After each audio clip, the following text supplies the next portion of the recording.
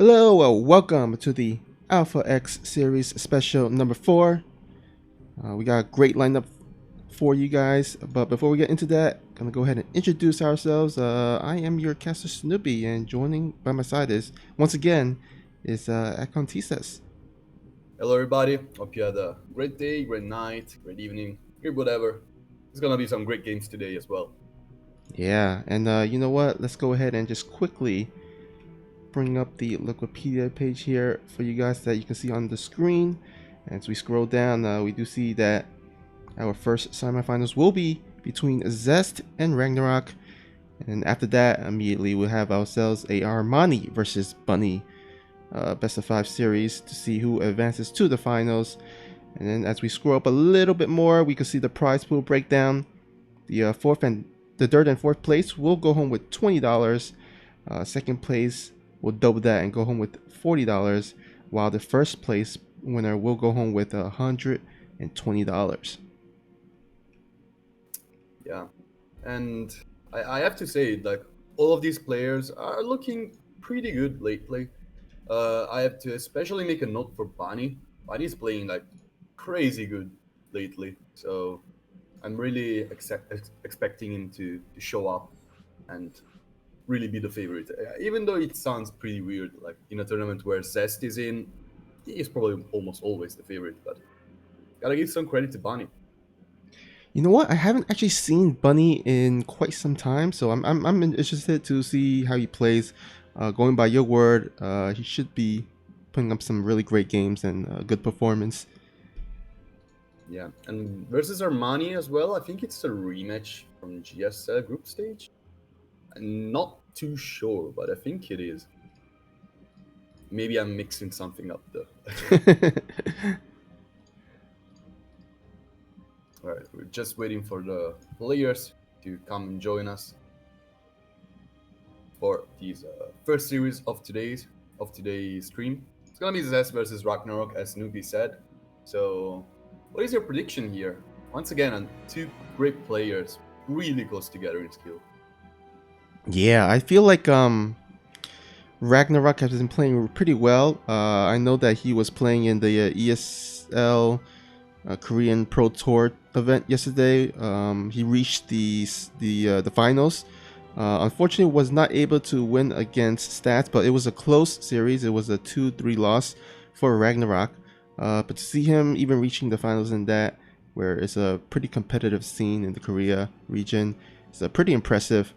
Zest, on the other hand, as we know, he's kind of more the well-known, has a longer legacy, a lot more accomplishments under his belt. But I feel like Zest is one of those. He's at a point where he's in the top Protosses in the world, but he hasn't really gotten a lot of impressive finishes in recent tournaments that I know of. So I'm not sure. It might be a pretty close series overall, but do you have any predictions for the series? I It's a tough one actually to predict. I think both players in this particular matchup are really strong. Like Zest PVZ is well known for actually its builds, like the adept build that become the nightmare Observe players. And then there is Ragnarok, which is probably one of the most solid Zergs in this matchup. And of course, Korean Zergs are very good at this matchup because of the higher competition in the region. But Ragnarok is one of the best one at ZVP.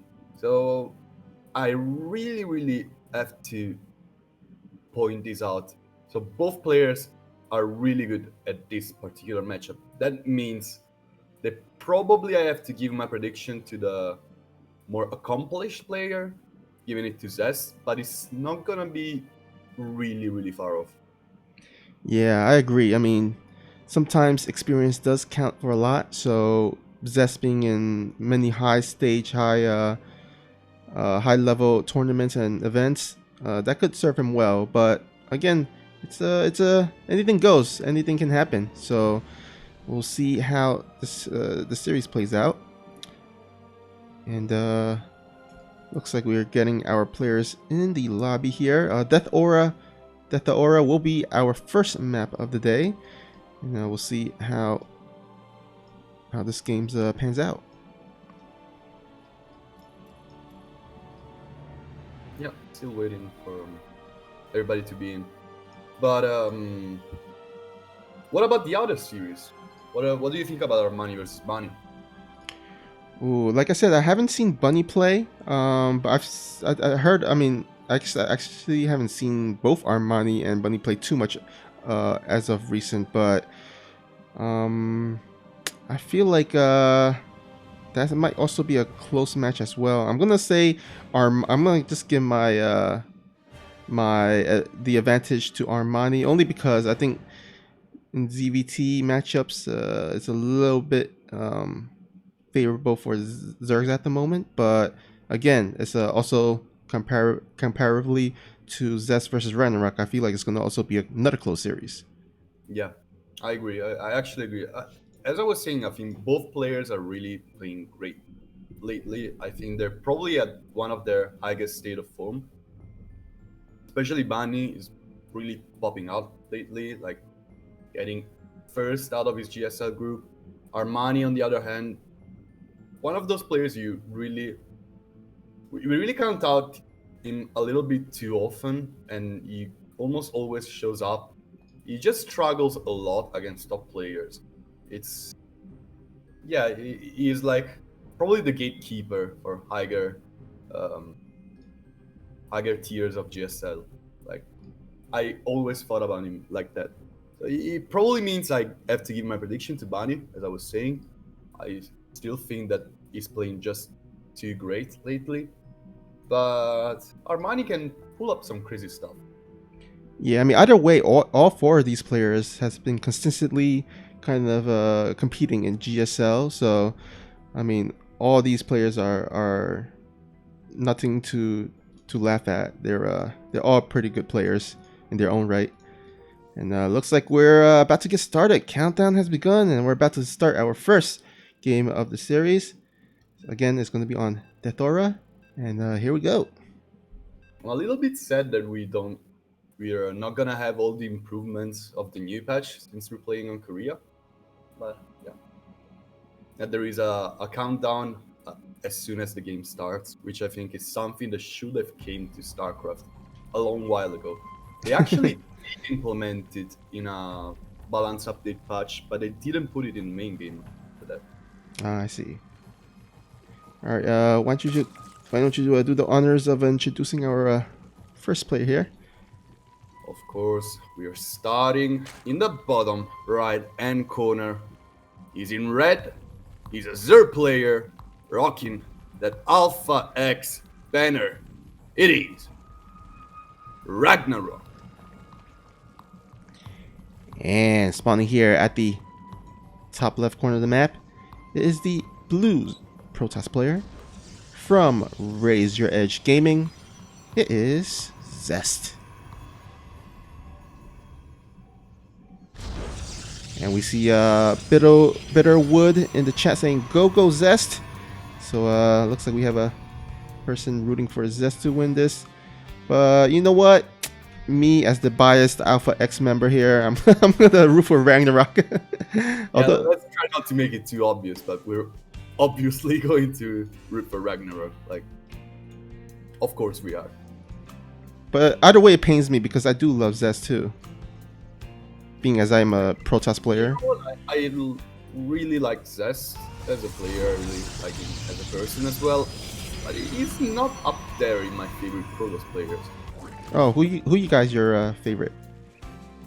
Do you want me to answer? Mm-hmm.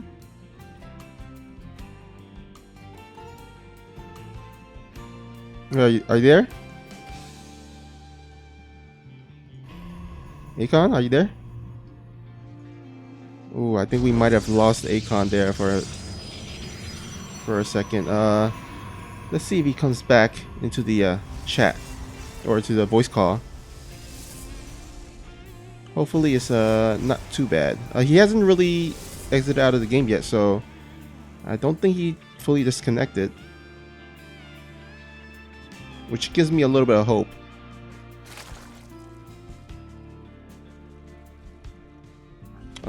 Let me actually check this Discord.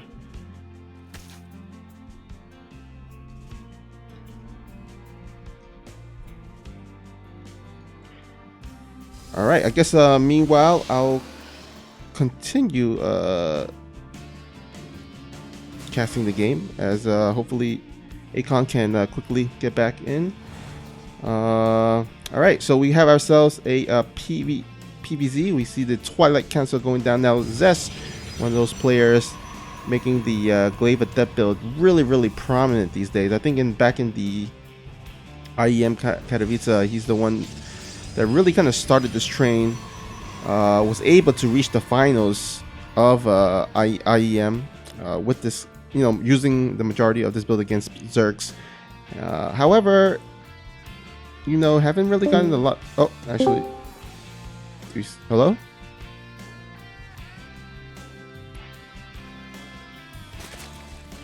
Oh, I think you're back. Okay. Awesome. I have no idea what happened. Yeah. Better right now.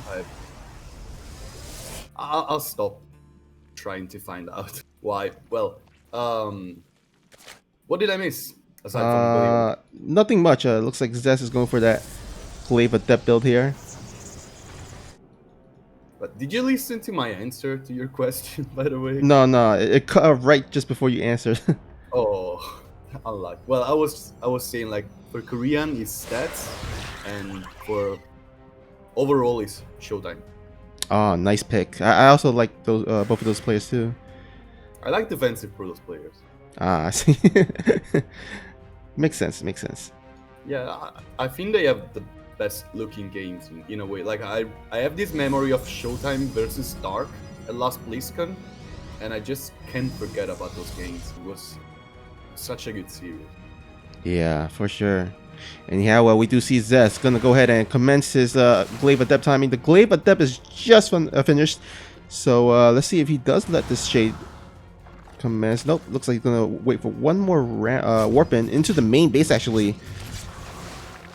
Well, he truly is a master of this kind of timing. He's trying to split his forces into two different sides. Here at the natural, very exposed mineral line. Lots of drones are gonna fall left and right. These Adepts right now fighting the roaches.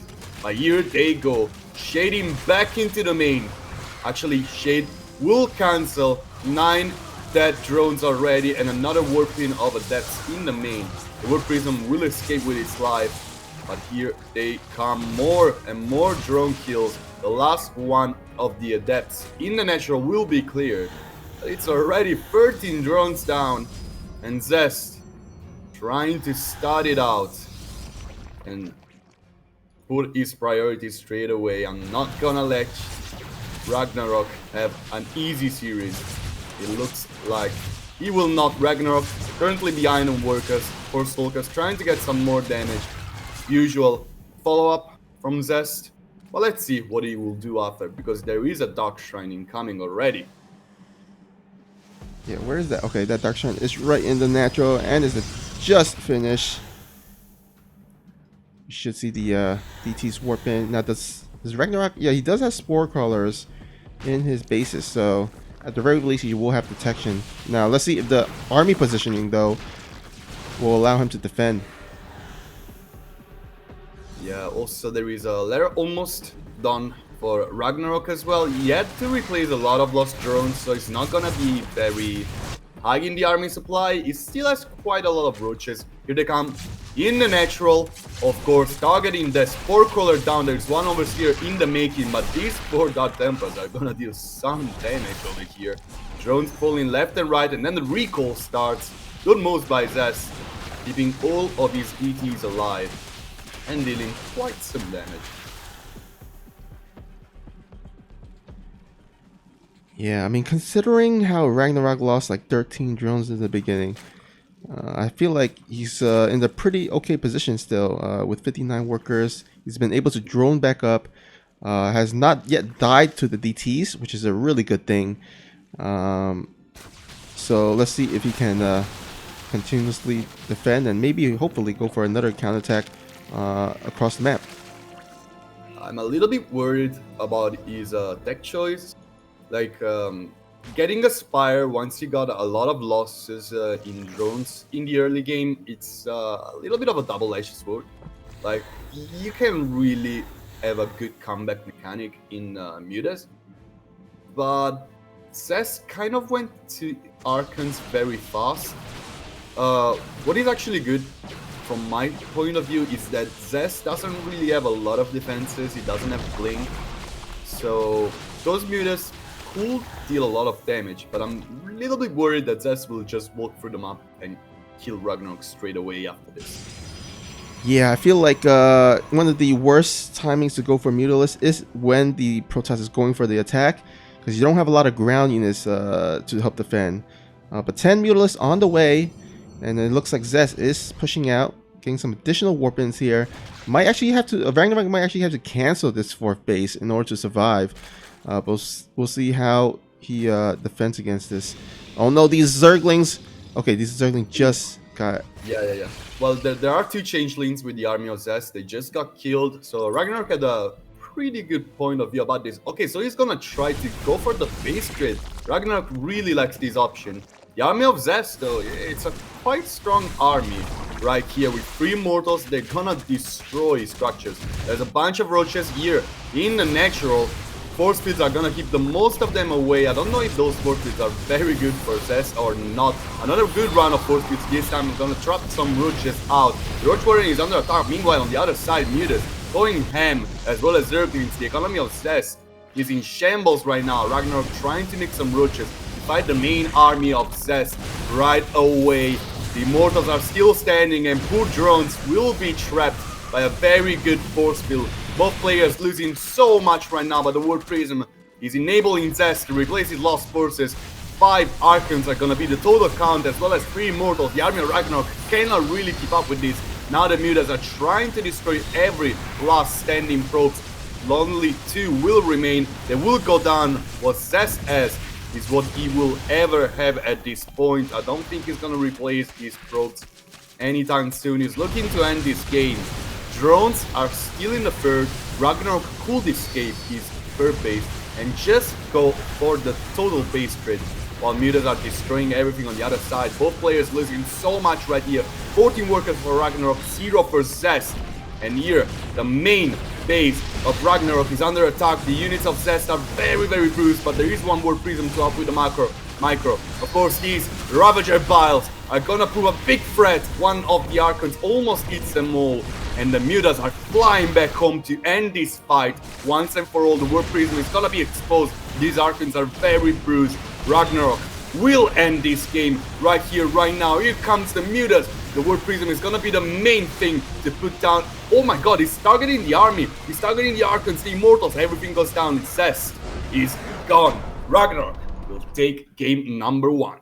Oh man, that was so smart. He knows that there's only a few anti-air left to target the Mutalisk, so he just sniped those Archons, just sniped all those anti-air units, and after that, the cleanup was pretty much easy. And Ragnarok, with a smart base trade play, will go up 1-0. Great game, like really well played by Ragnarok. It was a really high level decision making right there. Like he knew exactly what to do, when to do it, and how to do it.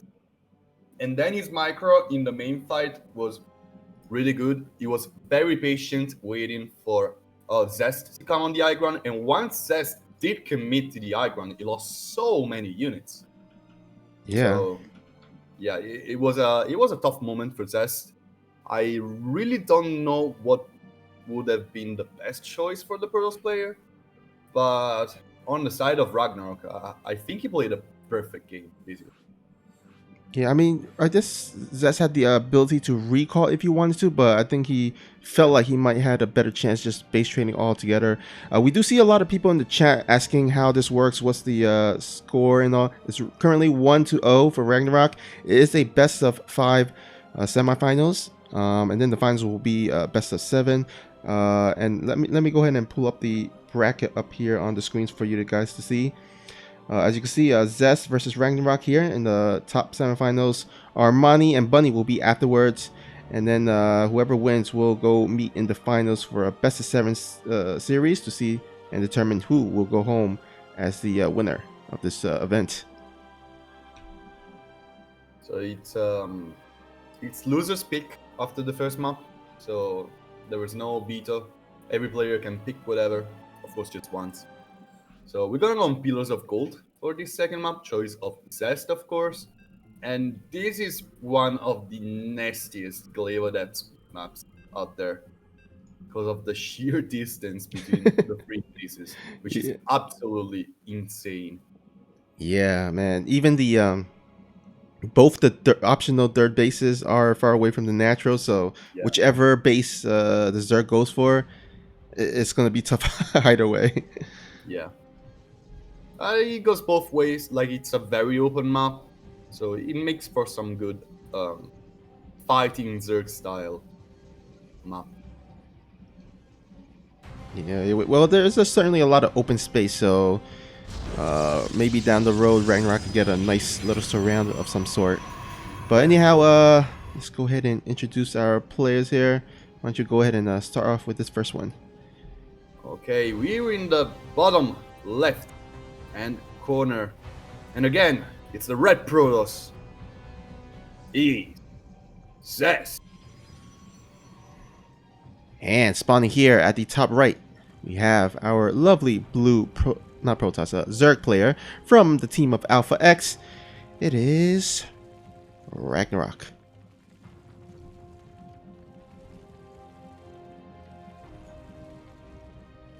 By the way, we do have ourselves a little cannon rush happening here.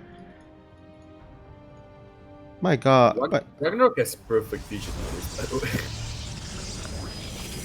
Oh, okay, so that's what happened. Basically, Ragnarok didn't think this was really going to be a cannon rush. Right now, Zest is gonna add his first photon cannon, and is he really gonna trap his probe in there?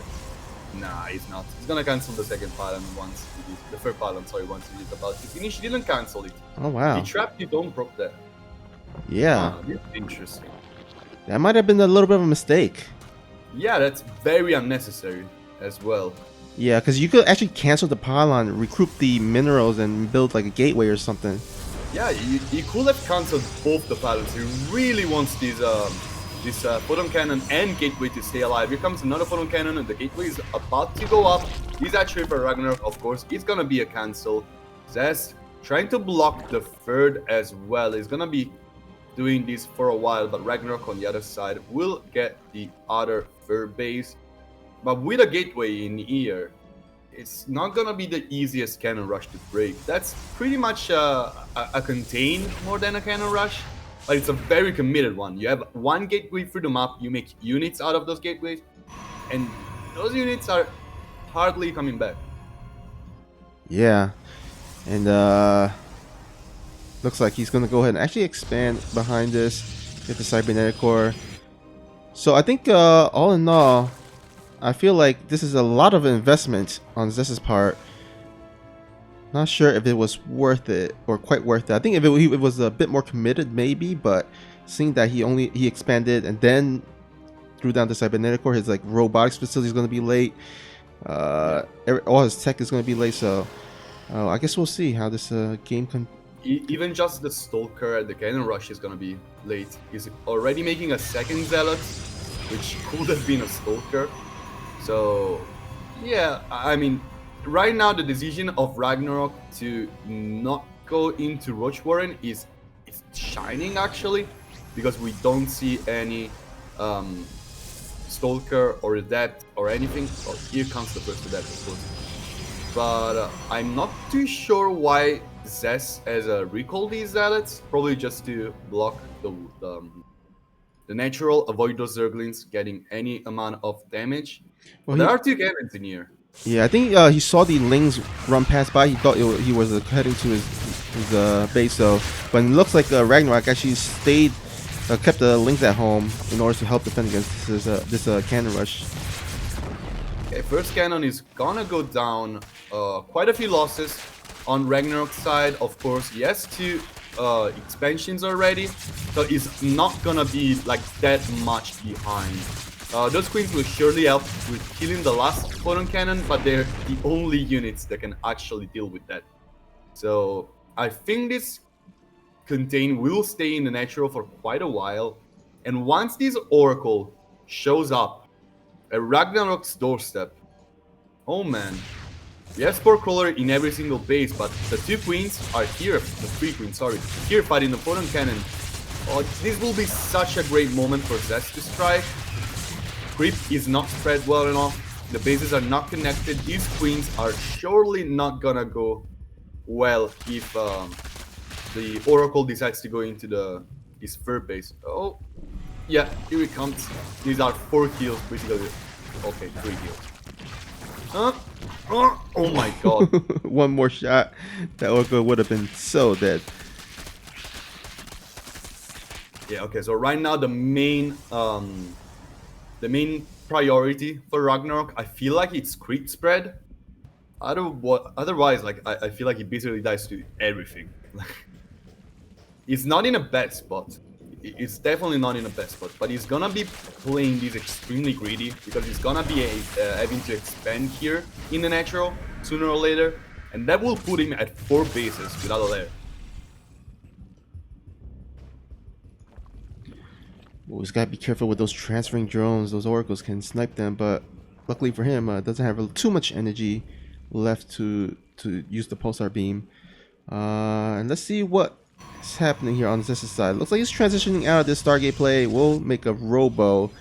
Haven't seen the Twilight Council yet, so I don't think it's a follow-up Glaive attack.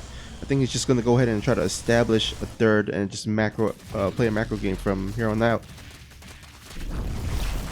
Yeah, it definitely looks like neither of those players are trying to force their hand too much, which I will kind of count as a mistake from Test. Like, he's going for a Robo right now with a Twilight Council behind it. Yes, these 4 oracles to keep everything in check.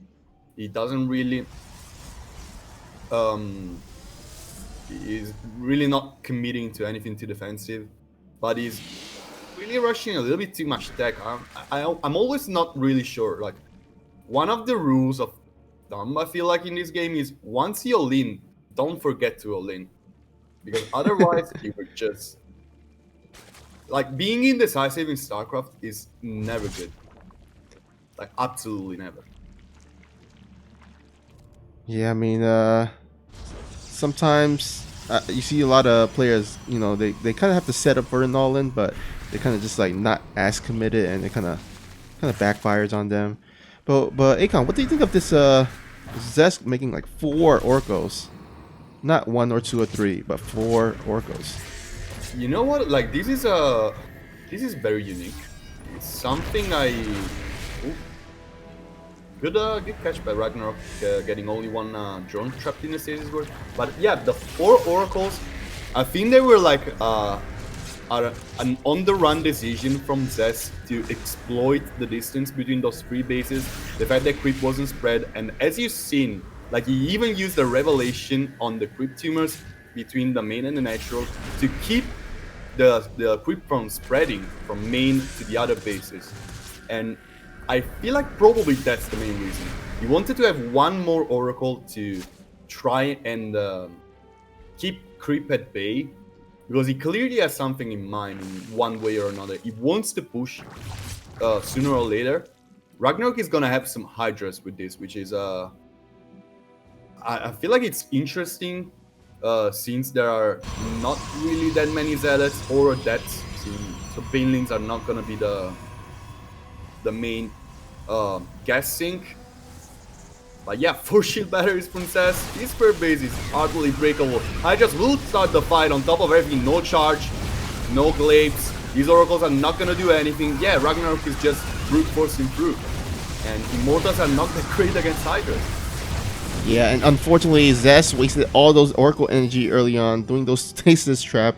I don't know, someone in the chat said it was a kind of a trolling move, but we'll see if that trolling move backfires, because right now, I think he would have really liked the stasis ward on his side, or even the pulsar beam to help defend against this. But looks like there's an additional Zealot warp in, and one of Mortar does go down. That charge being done was a huge boon to Zed's defenses. This shield battery overcharge is helping one Immortal stay alive, the other will go down. Shield battery overcharge still incoming, but this is too much DPS. Ragnarok brute forcing his way into a victory in game 2. This is not over yet though. Shield batteries are gonna keep these Archons very healthy for at least a little while, but the DPS coming from these Hydras without even having the upgrades is just too damn high. And Ragnarok has cleared the whole army of his opponent. He's just gonna rally Zerglings and Hydras alike through the map. Now the Lurker then is done, and that means he can actually start making some Lurkers with the most bruised Hydras, heal them back to full health. He doesn't even need that. Ragnarok takes game number 2, and I do have to agree with Lone Star in the chat. That's trolling a little bit in this game. Yeah. I mean, I haven't really seen that before. Like someone continuously doing Stasis Ward in the mirror line, even though. Yeah, I mean, he did have 4 Oracles, a lot of energy, but I mean, still, you don't want to waste your energy on that type of stuff.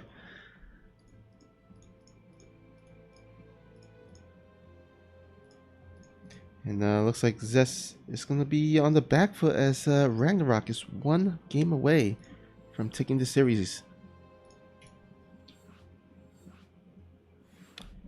Oh, Akon, I think you froze once again.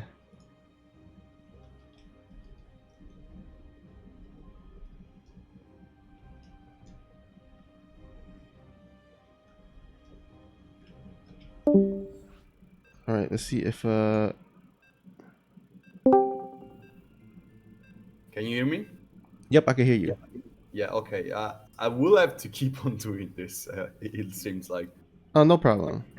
As long as you're not fully disconnected and you're able to observe the game, should be okay.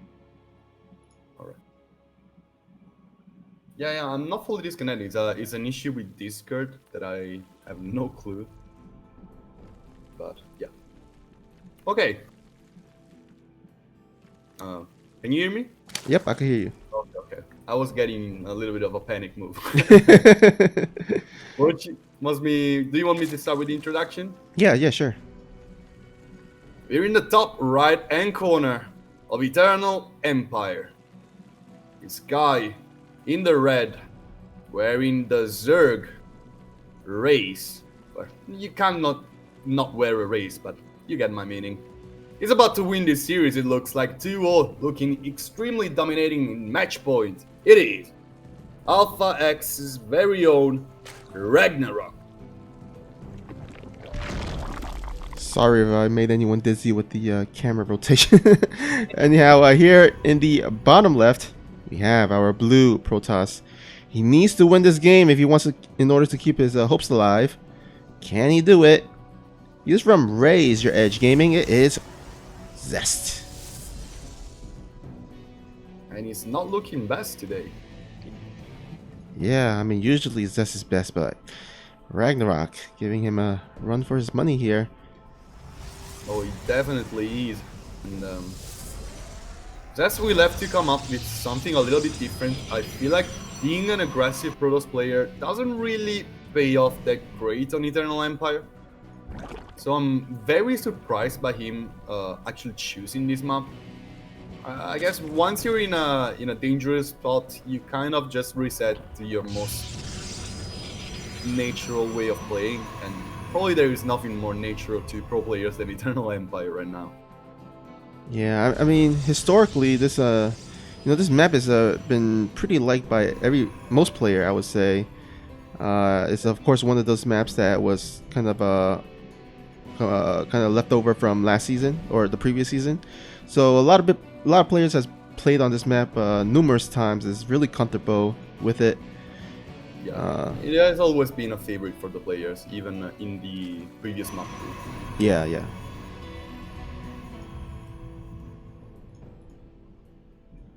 Yeah, so it is a Stargate opener, so I think it makes sense going for Twilight or Robo in this map. Just not that great. Stargate gives you map control, gives you vision, gives you the opportunity to also be getting some damage in between those free bases that are quite abusable by their units, by the way. So I really agree with that decision here. Yeah, I think overall Stargate openings are pretty standard and solid. They're very, I guess, they have a nice versatility to it. You can go Oracle, you can go Phoenix, you can even go Carrier Rush. Well, yeah, why not? We've seen Zaun do this a little bit. Yeah, yeah. So it's gonna be Oracles, it looks like. I would have loved him to go for Phoenixes, since I just feel like it's something that suits Zest a little bit more. But I don't know. Maybe we'll go like just 1 or 2 oracles before transitioning into something else. Hopefully, he doesn't do the 4 oracles anti-creep squad, which didn't really work well. All right, looks like the Oracle will go into the main base. Looks like the Yeah. Spore Coil will just barely finish in time. Oh, oh, oh! Imagine that queen having 1 more range now. I know, right? Yeah. Good times. Those were good times. Good times. If you guys don't know, Queen used to have 7 range, but in the recent patch, Blizzard nerfed it, so it only had 6. Or right? Oh no, wait, was it 8 range? Yeah, or- it's 8 to 7. Okay, yeah, 8 to 7. But yeah, it was absolutely toxic for the game that Queens had so much range. So it was a good riddance. But yeah, I'm a Zerg player, so fine. We see the triple Oracle into Robotics Facility transition, the stats opener, basically. So that's really playing what it is supposed to be the most standard way to play this matchup, even though adepts are arguably the most common. I'm gonna try to get some more damage with these oracles, but often enough times, it's mostly gonna be about map control with those oracles, rather than anything else. Yeah, I think he really wants to save them. Make sure he has 3 Oracles to keep the 9 creep if he wants. If he also throw down some stasis wars, and also maybe hopefully use them later on for anti-ling counterattacks of some sort. So just really important to not lose them. Yeah, and these oracles are already getting some tiny bits of damage left and right. With the Hydra then coming up from Ragnarok, I think this is going to stop. And you know what? I really love how Ragnarok plays the matchup. Like he plays the matchup like we're in 2018 and everything is beautiful.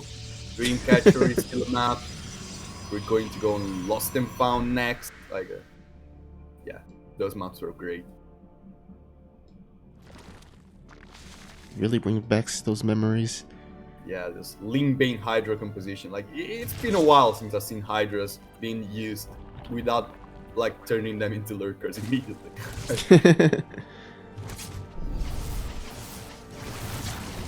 Ooh, 1 Oracle goes down. The second one is very bruised. So is the third one. These queens are very much in position. But as I was saying before, this game started, like, this is a very abusable spot for air units.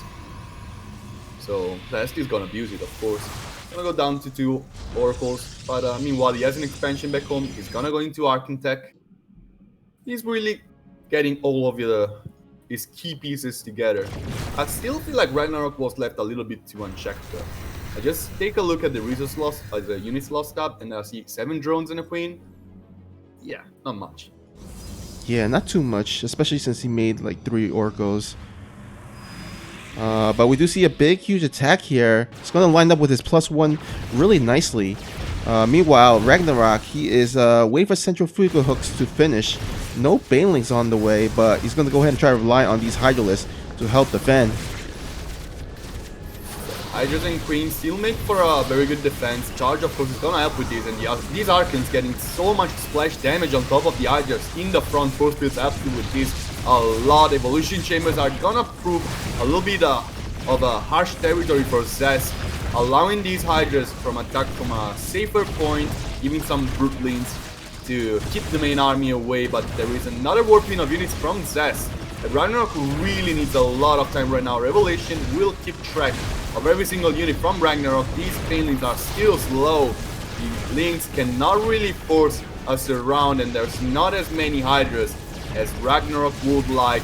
Queens will try to get on top of the Warp Prism, but another Warp Pin of Zealots will keep them from doing so. These Hydras trying to put as much DPS as possible. The Queens in the choke points are gonna help with the fight. The main units of Zest are exposed.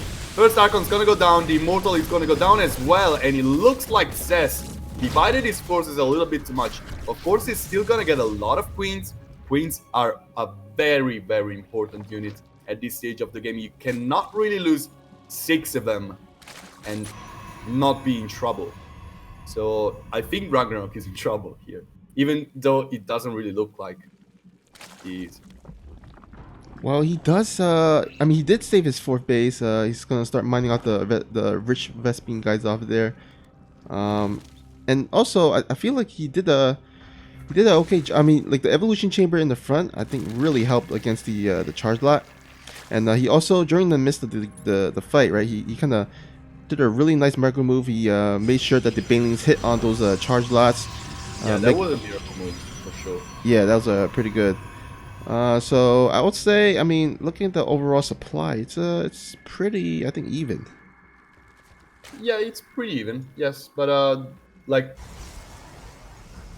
Zest could have actually probably stayed in there and just forced more units instead of the Queens, but he decided not to. It was the most like conservative move. Of course, he's 2 points under, so he cannot really make that risky of a move.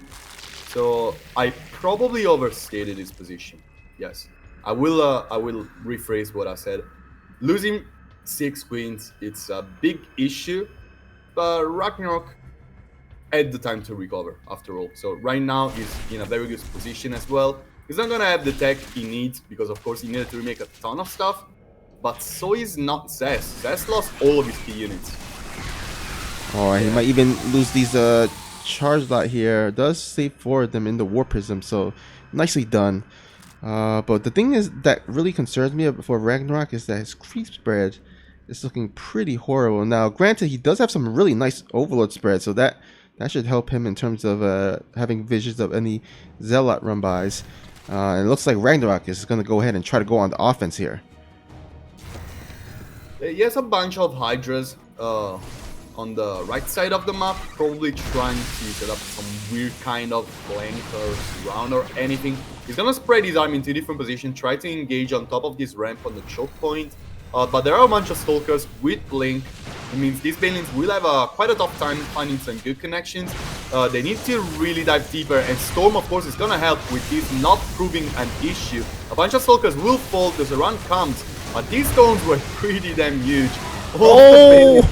Basically being destroyed over here, but this is a great connection. Left and right. Okay, there were just way too many Banelings. I'm sorry, Zest. Oh. Yeah, and Zest fighting in the open field too didn't really help as well.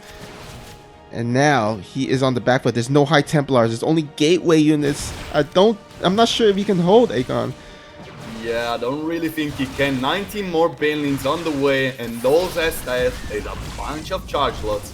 Charge Lots, yeah, they don't really want to fight these Banelings. Most Soldiers are gonna be warped in, but Zest knows it's a 3-0 for Ragnarok.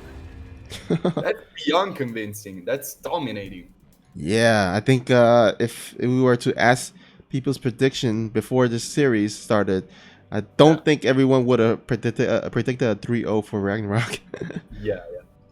Like, I actually predicted Zest coming out on top, but Zest is such a volatile player. Like, yet this kind of series way too often. Yeah, so congrats to Ragnarok. He will move on to the finals. And now we're going to go ahead and begin the next semifinals to see who will meet Ragnarok up in the bracket. So, gonna go ahead and get that. I would love to see a CVZ. I would absolutely love to see a CVZ. It's been such a long time since I casted one. Yeah, same here. I know so many things about CVZ. Oh well. Well, let's go ahead and get this next series set up. But before we go into it, I want to go ahead and talk about one of our amazing sponsors in Cremo. If you guys don't know what Cremo is, well, don't worry, because we do have a small clip here for you guys to see what Cremo is all about. So why don't we get this clip rolling, and then we'll be right back and hopefully get started on this next series. So we'll be right back. Don't go away, guys. My name is Rushy, and thanks for watching our StarCraft 2 content brought to you by Alpha X. Productions like this are made possible by support from our sponsors, like Cremo Company, the maker of men's grooming products designed with good uncommon scents, like bourbon and oak. It's a smooth, lively scent designed by Cremo's scent experts with a layered blend of distillers' spices, bourbon, and white oak. It's just one of the many uncommon scents you can experience in Cremo body wash, body bars, barber-grade shampoo, and their new antiperspirants and deodorants. Check out their sponsor quest to learn more about Cremo, or look them up at cremocompany.com. Thank you for supporting Alpha X, and thank you for considering checking out our awesome sponsors. Now, let's head back to the action. All right. Thank you, Rushi, for letting us know what Cremo is all about. And we are back here to begin our next semifinals between... It looks like we're almost ready to go. Yep, we're in the lobby, and looks like Everdream will be our first map here. So as we gave our predictions in the beginning, we said that it was going to be a pretty close series. I'm still hoping for it. I mean, certainly not the series I want compared to the last series, which was just a complete dominating performance by Ragnarok. I stand true to our prediction that the series is gonna be close, but once again, I want to give this to Bunny a little bit as a favorite, and I also, if I remember this correctly, the history between those two players, I think it's like incredibly in favor of Bunny. Like, I feel like he won almost all of the series between them. So. Oh, interesting. Yeah. Yeah, I mean, sometimes, like, even if a player has a really strong matchup or a solid matchup percentage, there might be just one player that just is their Achilles heels and is their kryptonite, and they just for some reason can't beat them, even though in the overall matchup they're pretty good at it. So yeah, it is like the eternal Trap versus Maru. Like, Trap best matchup is PvT like by an immense margin, and he always loses against Maru. I guess Maru plays the fourth race, but yeah. Yeah. You know what? I think I never casted Maru. Oh, you haven't? No, I didn't. Well, yeah, actually, I haven't seen him play in a lot of online tournaments too. Yeah, he doesn't really play in a lot of online tournaments. Yeah, I feel like he's kind of like Saro. He just doesn't really like it. Yeah. Well, they're the best, so I guess they have their rights. Like, players like Raynor and Rogue play in so many online tournaments, and they are kind of proving to be probably the best players right now. Yeah. But not Rogue. I'm talking about Raynor. Yeah, I mean, I think one of the drawbacks of playing online is, of course, the ping issue. But I think the more you play with that kind of situation, the more you get used to it. Yeah, and so I think during times like this, when the coronavirus thing is happening, everyone has to stay home, play a lot more online tournaments. I think it really helps them.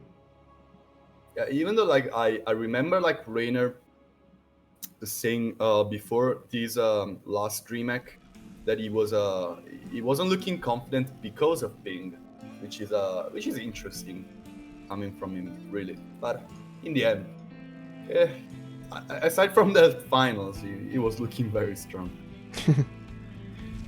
All right, let's go ahead and get started with this game here. I guess I'll start off this time. Here, spawning at the top right, we have our blue Terran player. He is from Kai Z Gaming. It is Bunny.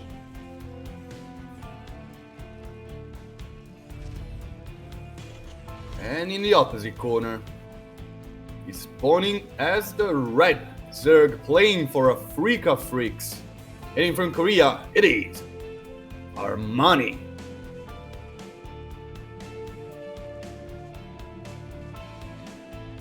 By the way, I gotta say, like names like Ragnarok and Armani, they just really sound cool. Yeah. Like, you know what? I was like a lot of a fan of Armani just for the name, like the Italian stylist. So yeah. Oh, that makes sense. Yeah. I don't know why he chose to name himself after an Italian stylist, but why not? I mean, hey, look at those suits. Those Armani suits are pretty good. Yeah, that's true. That's true. Every time when I see Ragnarok, I think of the movie Thor Ragnarok. So yeah, I think of Vikings, the yeah, TV series. One of my favorite TV shows. Yeah, I really like Nordic mythology overall. So I see. Yeah. Yeah, it is one of the reasons he's one of my favorite Zerg players. And I've been pressing Sushi for so long to get him in the team. I think it's been like almost 2 years since I started. And he finally made it. Imagine we signed Armani and we like struck a sponsor deal with the Armani brand. Oh, that would be huge for that moment. That would be sick. Okay, so Armani will not manage to get a third base. The SCV and the Reaper will prove a little bit of a threat to this. One thing I really do not like about Armani is that he plays a little bit of an outdated Zerg vs Terran. This means he's actually very strong against most bio openers, but once things start to get a little bit more wild, Armani is one of those players who struggle. So we will see what Bunny will pull up. Bunny, another one of those players who really kind of only play one style though. He tries to go for mass Draxes and dropping everywhere on the map or slow pushing. He's not one of those players who will just throw a bottleneck army at your face and surprise you like that.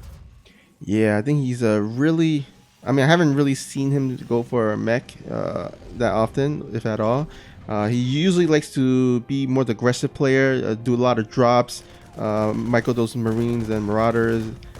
So yeah, like you said, he's more of a bow type of player. Yeah, of course, as soon as we said it, this just started this Fusion Core. So yeah, it's gonna be battle cruisers. It looks like. So I've seen him do this a little bit recently. I'm not sure I made up my mind if I like how he plays battle cruisers or not. I think it's a very oppressive style, very good one as well. But India, yeah, okay, he's gonna play it with the command center behind it. It's not gonna be the committed version, so he's probably gonna be good. I like this version better than the weapon refit one. Yeah, we do see a couple of links here on the right side, kind of hiding at the dirt base area of Bunny. We'll see if he goes for a run by. There is a supply depot that's actually down right now.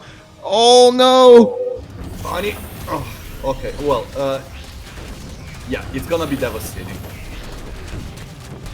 A lot of SCVs are going down. This command center is gonna be delayed for a little while, and I want to check the vision because right now Bunny knows there's a tech club next to the starport. Look at him sending roaches through the map. I think he wants to end this game right here, right now. Like, Armani is kind of a roach player. He's not making any drones whatsoever. He's bought himself so much time. This command center is never gonna finish right now. I really think it's gonna be cancelled. And once again, the SCV is trying to build it. Look at them. They cannot repair this, of course, since it is an in-making building. Of course, it's gonna be cancelled. The first battle cruiser will pop out right now.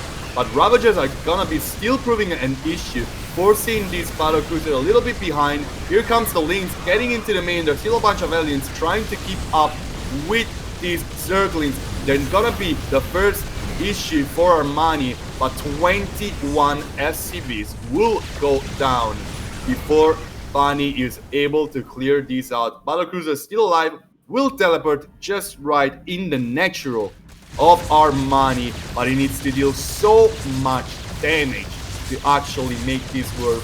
The Man Center is gonna be restarted again. First queen will go down for Armani. 2 more to go, but I don't think this will happen. There is a Spore Caller going up right here in the natural. Second queen will go down. The third one is under attack, will retreat back into safety. Very bruised queen, but this BC can stay the same. 12 kills coming from these capital ship, but most of those kills are Zerglings. Oh man, that battle is just so close. There are 28 life left. Oh, Bunny. Okay. Oh man, but there's another battle cruisers here to ravage and harass this second base. But this time around, he should have possibly. How can he afford, like, with 29 workers, 3 battle cruisers, and weapon refit, and a third command center? I know, right? Well, I guess he his mineral line was kind of in trouble, but his I think he was still continuously running gas, which the battle cruiser you really, I think the most important thing is to having the gas. Since you have mills anyway. Yeah.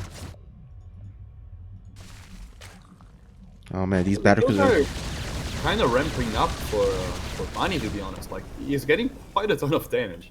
Yeah, let's see how many workers he's gotten killed. 26. Jesus. Oh wait, like, yeah. No, yeah, that was the workers kill from Armani. I was mostly looking at the resources loss, and Armani is just throwing gas at his opponent. Bunny will go for a mech opener, since like mech is usually better when you're behind. Bunny feels like he's behind. I really feel like he's not right now. Like, he's killing queens left and right. He has 3 battle cruisers. The all-in for Armani is dealt a lot of damage, but he kind of failed at ending the game. And these PCs are just going ham. Armani will call the GG. And Bunny will get a very, very unconvincing Game 1 victory, I will say. It felt more like a misplay from Armani than a hold from Bunny.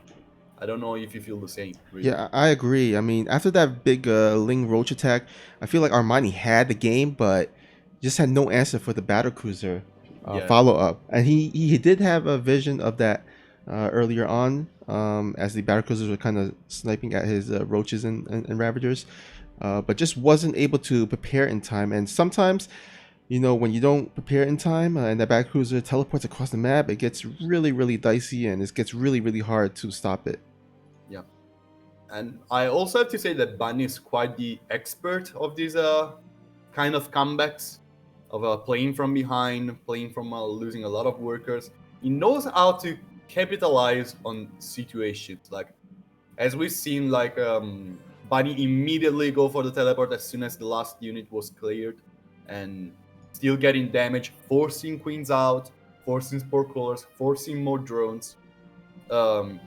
Of course, also killing some overlords left and right. Still forces some kind of reaction from the Zerg player. And let's not forget that you kind of have to cut on something to go for such a strong timing attack. Well, mostly like all-in from Armani's side. He dealt a lot of damage, but he was left home with 3 queens total, which are not going to be enough against the battle cruisers, against battle cruisers in general. He didn't have a lot of drones, and he didn't have units at all. So once he wanted to go through the map, he was just, his roaches were actually killed by Hellions, which is like, come on, that's not something that happens that often. Like, yeah, it happens. That's like Reapers killing like a mortar or something. I don't know. Yeah, it just doesn't really happen as much. Yeah, exactly. You're going nice in Chrome. Yeah. So, I would call it, I think it's going to be some long macro game. I really don't think this map can bring anything different. We shall see. We shall see. All right, here spawning at the top right corner of the map is the blue Zerg player. He is from Team Afrika Freaks. It is Armani.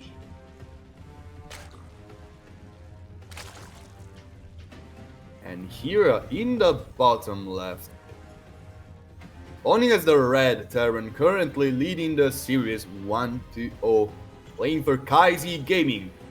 It is Bonnie.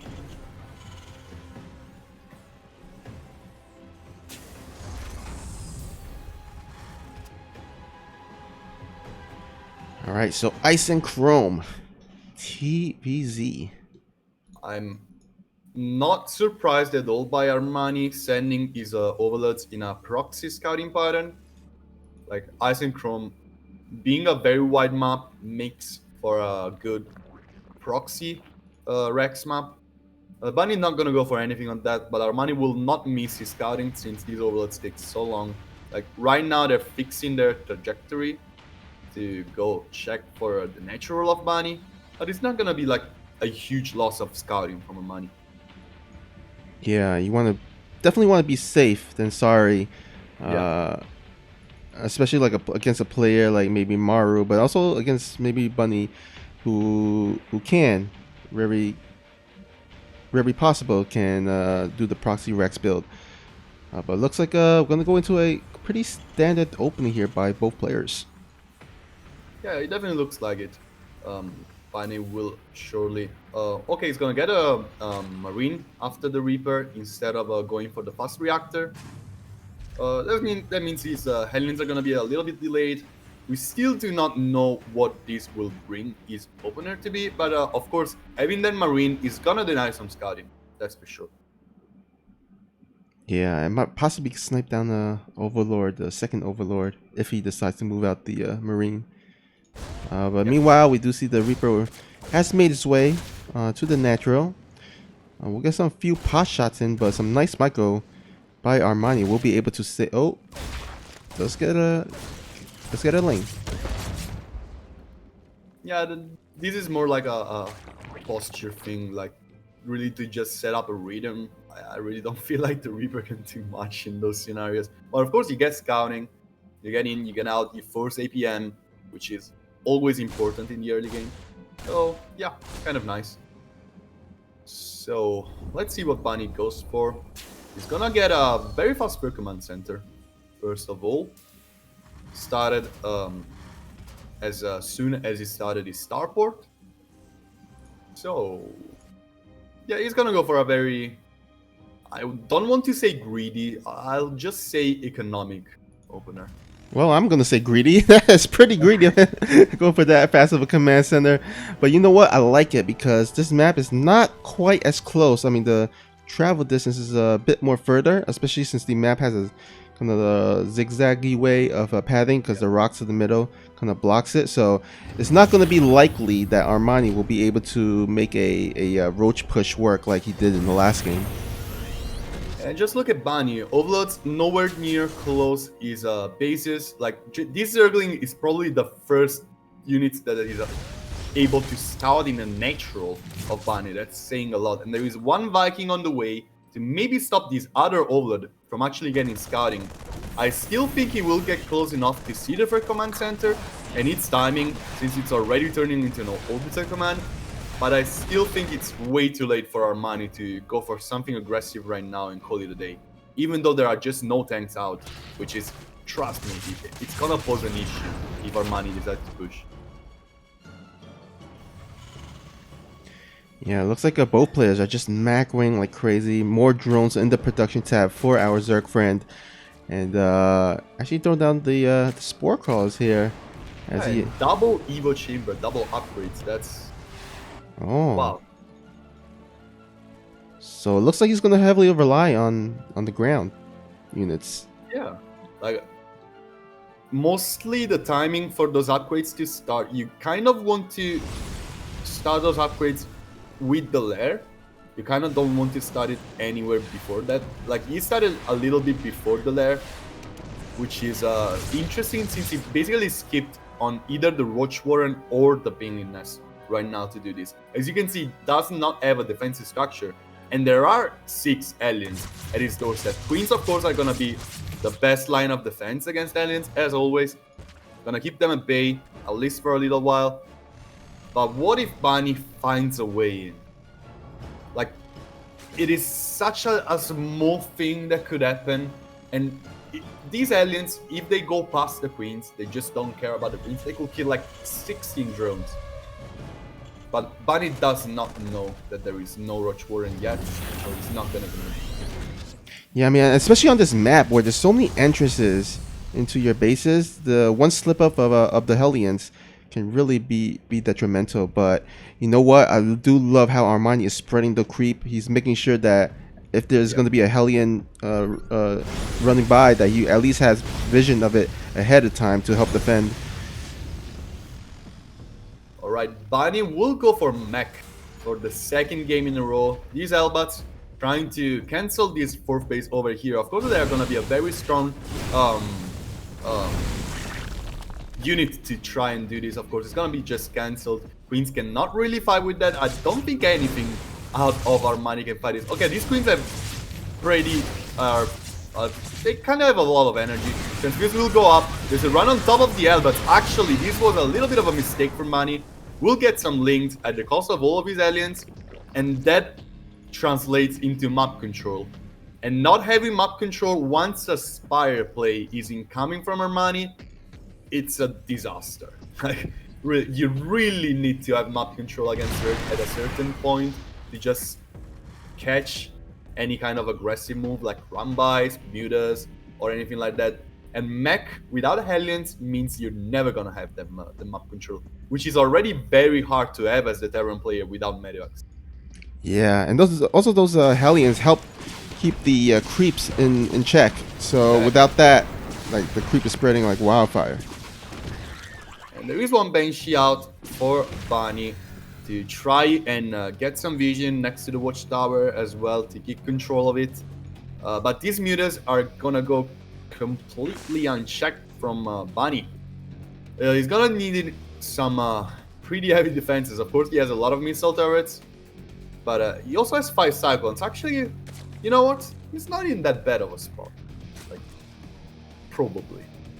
Yeah, he's making turrets to make sure he doesn't die to those mulas, but I think he really wants to start adding in a door or two to help when he does go ahead for the push out. Oh, this Widowmine just barely catches the end of that mulus. Oh, this Widowmine does catch it though. Oh, wait a second. Yeah, and just scouting that, getting some damage, getting 1 kill, means Bunny will find himself in a good position to try and deal with this. There is a missile turret here at this 4th base, which will be the focus of Armani, but he acknowledges he cannot fight there. A Liberator, actually the Banshee in the main, will kill a bunch of drones. So 5. Of course, this Banshee will go down, but it's not like it is a unit that Bunny cares a lot about. And there is a Swarmos Nidus play just to answer that Bunny mech army. So Swarmos not that great on big maps, but they're gonna find some good positions if those mutas stay alive and give vision for those Nidus Swarms to pop up. Yeah, and you know what?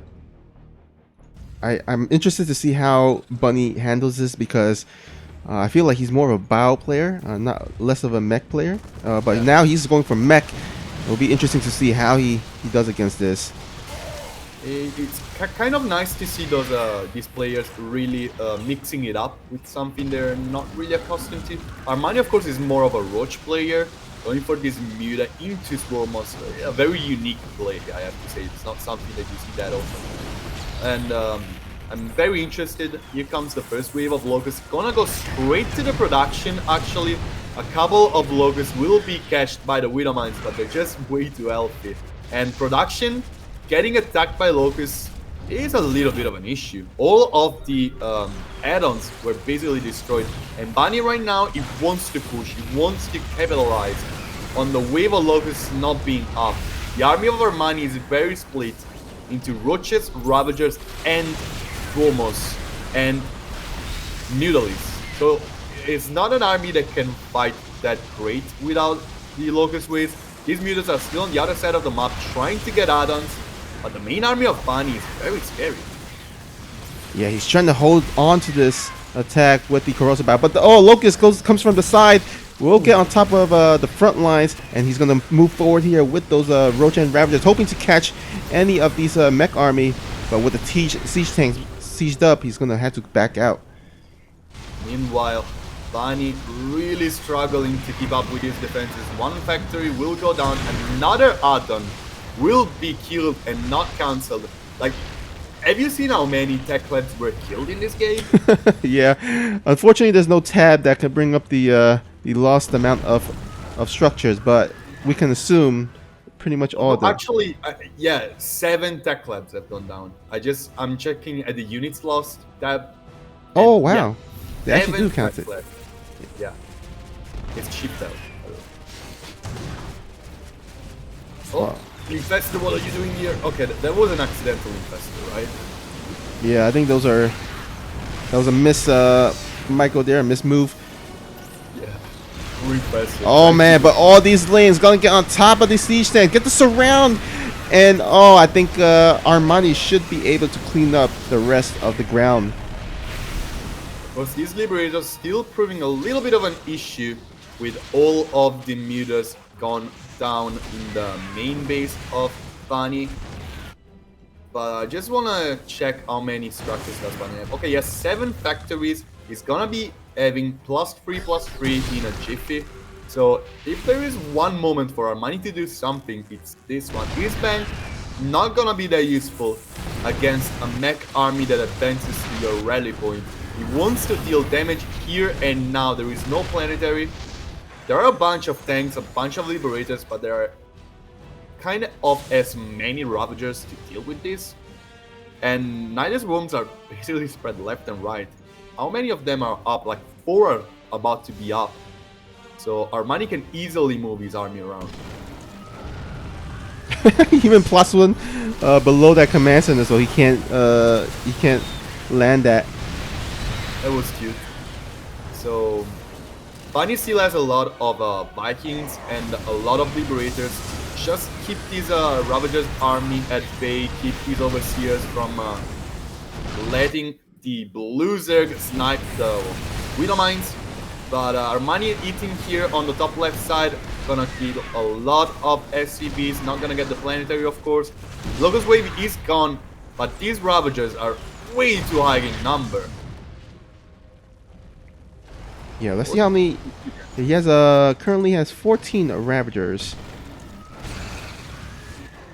Yeah, that's a lot of Ravagers, and Bani just struggles to keep up with economy as well right now, but not keep up, like he has the same economy. He's struggling to expand really, to gain control of his own side of the map. Too many Nidus Worms left and right. These Locust Waves, each and every one of these Locust Waves has found value from the start of the game, which is by itself an insane feat from Armani. Bani keeping up right now is also an insane feat. Like, I never thought Bani was going to be able to survive this long and actually not look too behind, because of course he is behind because he doesn't have control of his side of the map, but he's not really falling as well, and that's what mech is about, right? Yeah, I think with those Hellions, those Hellbats actually specifically, it has really done well in helping defend against those Locusts. They've been every time there's a wave, those Hellbats really help against them. That's an unlucky spot for Bani to find himself in. He's gonna lose a bunch of Cyclones to this. This Viper going nowhere, basically. Just gonna lose one Viper for free. And Armani is really doing a lot of these tiny little mistakes. They're starting to really add up. To be honest, not having Infestors at this stage is not great. This supply is falling very quickly. And it's a supply of Roaches. Roaches are one of those units that really inflate your supply. And you kind of need to replace them at a certain point. And if you replace them with Roaches, you fall ever more behind. And he needs to replace with Roaches, otherwise he will just die to another push for money. And that means he will probably not have his Eiger tech units later on. Losing the Vipers, losing the Infestors, losing some Swarmers, losing the Mutas. Armani is losing all of his tech units, one after the other. Oh man, Bunny is all over the place. 6 down, a hatchery down at the bottom right side. I think Armani is finally trying to transition into infestors because as he's getting pathogen glands. But is it too late? I mean, there's so much bases that Bunny has already established, and once Bunny starts mining all those bases, starts mining those gas, it gets really hard for Armani to break him. So Armani will start making some more Ravagers to gain a foothold against these many tanks and Liberators. Once the Taurs kick in, of course Neuroparasite is going to be very important. But Bunny was able for the first time to see in such a pretty long time to find some damage on top of Armani, killing that archery in the bottom right, forcing Armani to replace some drones as well. Right now, Bunny is also clearing most of the Nidus worms, so these worms are not finding the same value they found up until now. Probably another wave of Locusts will not go up from these Nidus worms, since there are a bunch of Widow Mines left and right, as well as Liberators. But we will see. Okay, good moves by Armani to keep these Widow Mines from getting good hits. Ravagers will rain piles down on top of Liberators and tanks alike. It's not gonna be the best of trades for the Zerg player. 40 more lanes incoming, as well as plus 3 meta. So wait a second, what are the upgrades of the Locusts? Locusts have plus 3 as well. They're gonna get a ton of damage. Their DPS is crazy high. This base over here is gonna be cancelled, but on the other side, Bunny doesn't really care. Bunny is looking to end this game with his army. Yeah, that is that's 7 doors in that group of army right there, and it's going to force Armani to retreat. His infestor is actually across the map, in the middle of the map.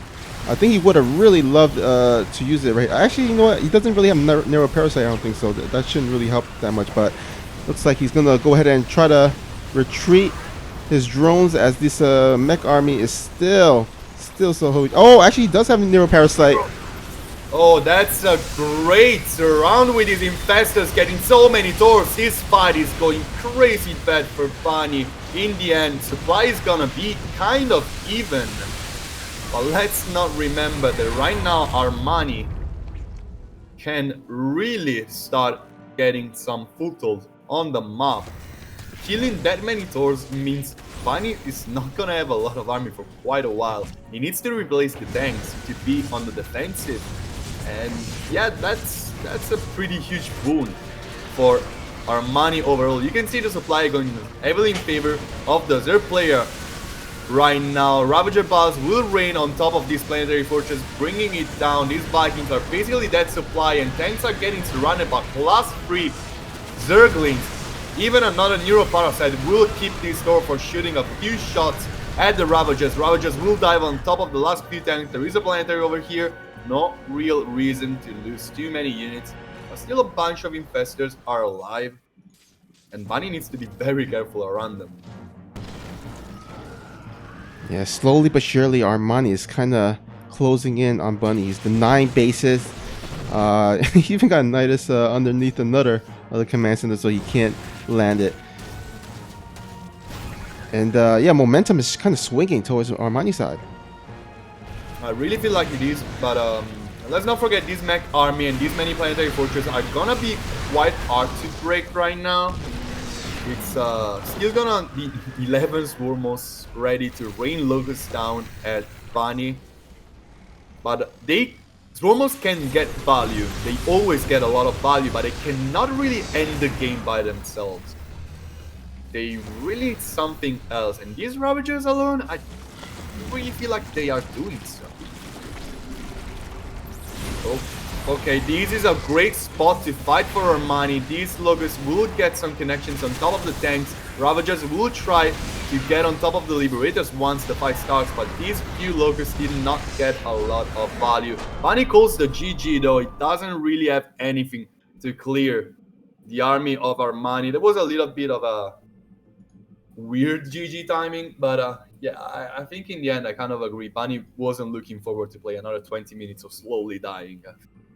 Yeah, I think at that point Armani was kind of pretty much playing with his food, as Bunny was just really had a hard time establishing any bases, as those swarm hosts kept throwing those locust waves, and then the roaches were just denying other bases on the other side too. So Yeah, that was would have been a really hard game for Bunny to win, and Armani will take this game.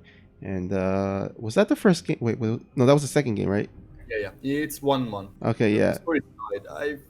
It was a very weird game, I have to say. Like, very back and forth. I feel like none of the two players have played a great series so far. If they go against Ragnarok as he played today, I really don't think they can keep up. They really need to up their game right now, I feel.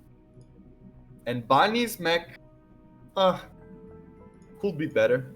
I really feel like he should play Bio. Like, it's by far. I like that he's actually trying to improve his mech, since it's still a pretty good style to be good at, and while not being predictable. But let's all be honest, it's nowhere close his Bio play. Nowhere close. Yeah, I agree. I think Bunny has made his playstyle cemented as a Bao player. But yeah, gotta commend Bunny for at least trying to go for mech. All right, score is 1-1. And here we go. Let's see if either of these players can claim the tiebreaker lead. Here, spawning at the top right corner of the map, it is the blue Zerg player from Africa Freaks. It is Armani.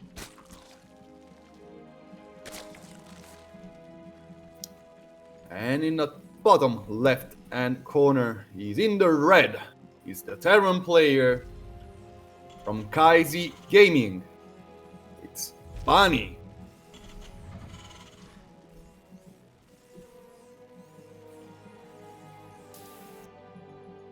Still no proxies here, and Armani has some type of paranoia as he feels like there is a proxy out there as he's sending this drone to scout.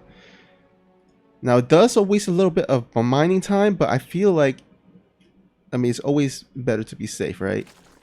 Yeah, I feel like it is. I really hate drone scouting as a concept overall. I really dislike it a lot. But yeah, probably on Eternal Empire, once you acknowledge that nothing too aggressive is coming, you kind of can afford that a little bit of lost mining time in the early game. Yeah, I mean, personally, I don't do any drone scouting like that, because I feel like I want to mine as much as I want, and also the proxy doesn't hit till a bit later. But I've seen some Zerg players in the pro scene, does do that from time to time. Just send out a drone just to make sure.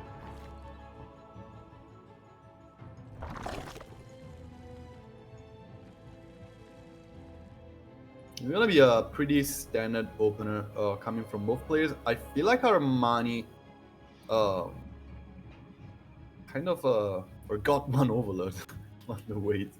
So, Oh yeah, he is a bit supply block there. It's gonna be a couple seconds. that is bad. That is really bad. Like, that is truly bad because he cannot go for a third base right now. Like, there is only one spot on Eternal Empire to get your third. You cannot really, okay, there's a Reaper and the SCV here. I guess I'm just gonna expand to the other side. No, you do not do that.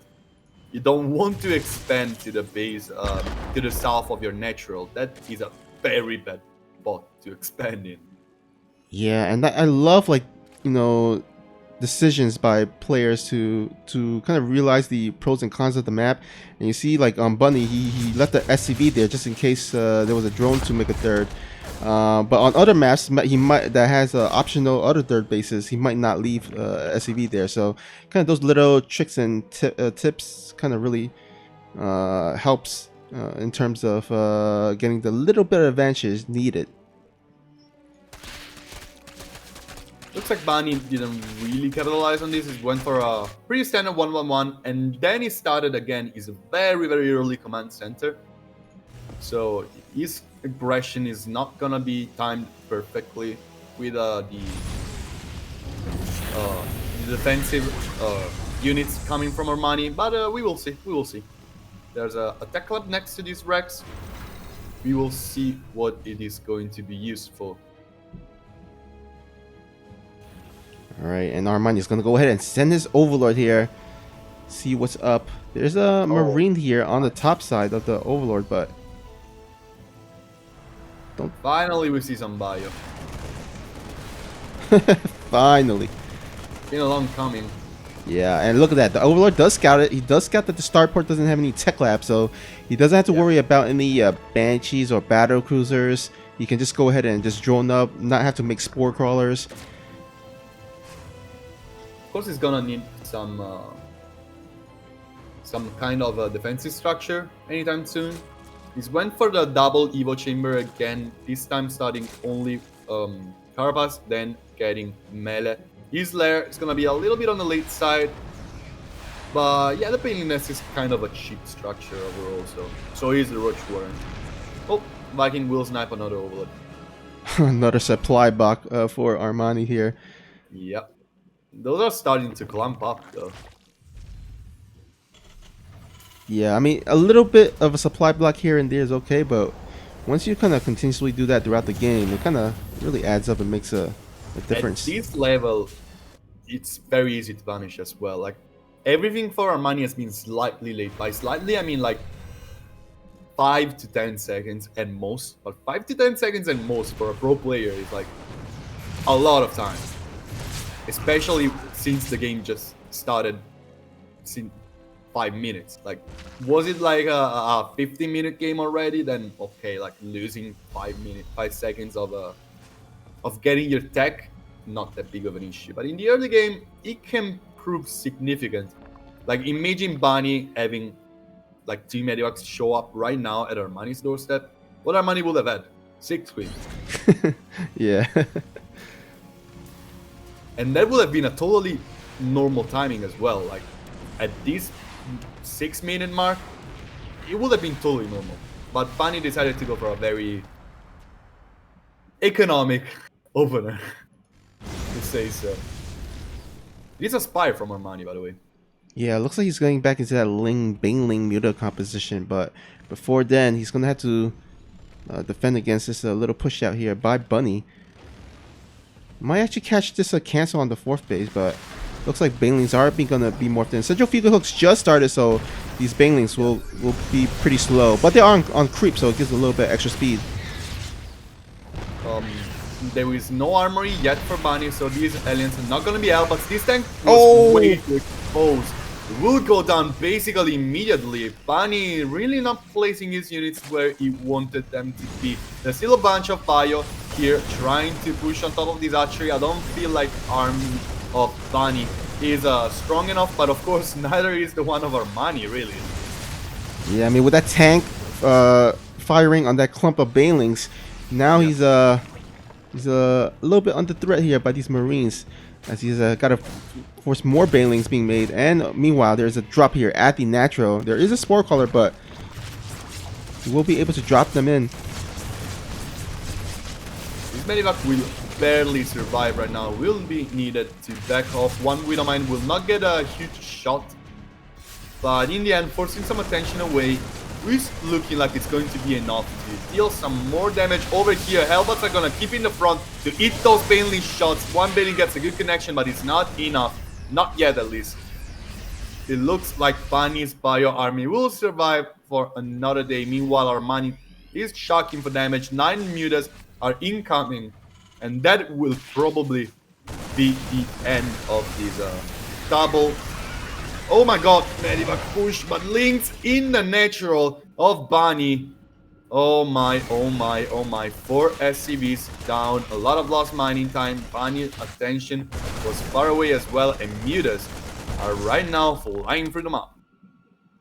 Yeah, I mean, considering the Ling run by, I feel like he did an okay job defending, only losing 4 SCVs. Armani, on the other hand, he still has yet been able to establish that 4th base.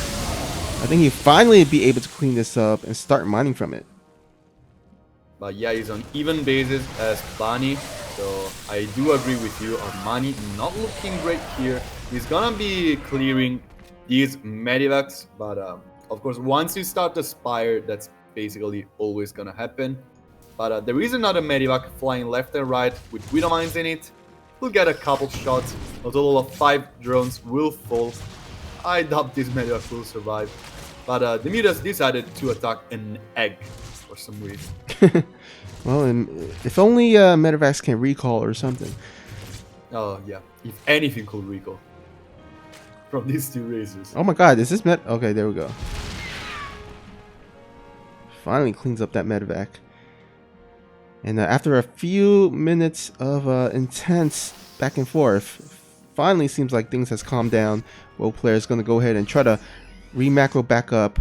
And the Mulas are going to go fly here on below, try to get some damage done, but he's going to be greeted by a flock of Marines. Yeah, Mutas are really to be higher in number. +1 is not yet done for these air units, and there is a hive on the way for Armani. Of course, the Zerg player, after these tiny mistakes that he made throughout the game with a mind pick shot, he had to cut some corners here and there. So his 5th base is just going up right now, which is a tiny bit late. And he's not gonna have the +1 air attack until now. He's hyped though, it's gonna be perfectly on time. So in the end, he has the tech he wants to have.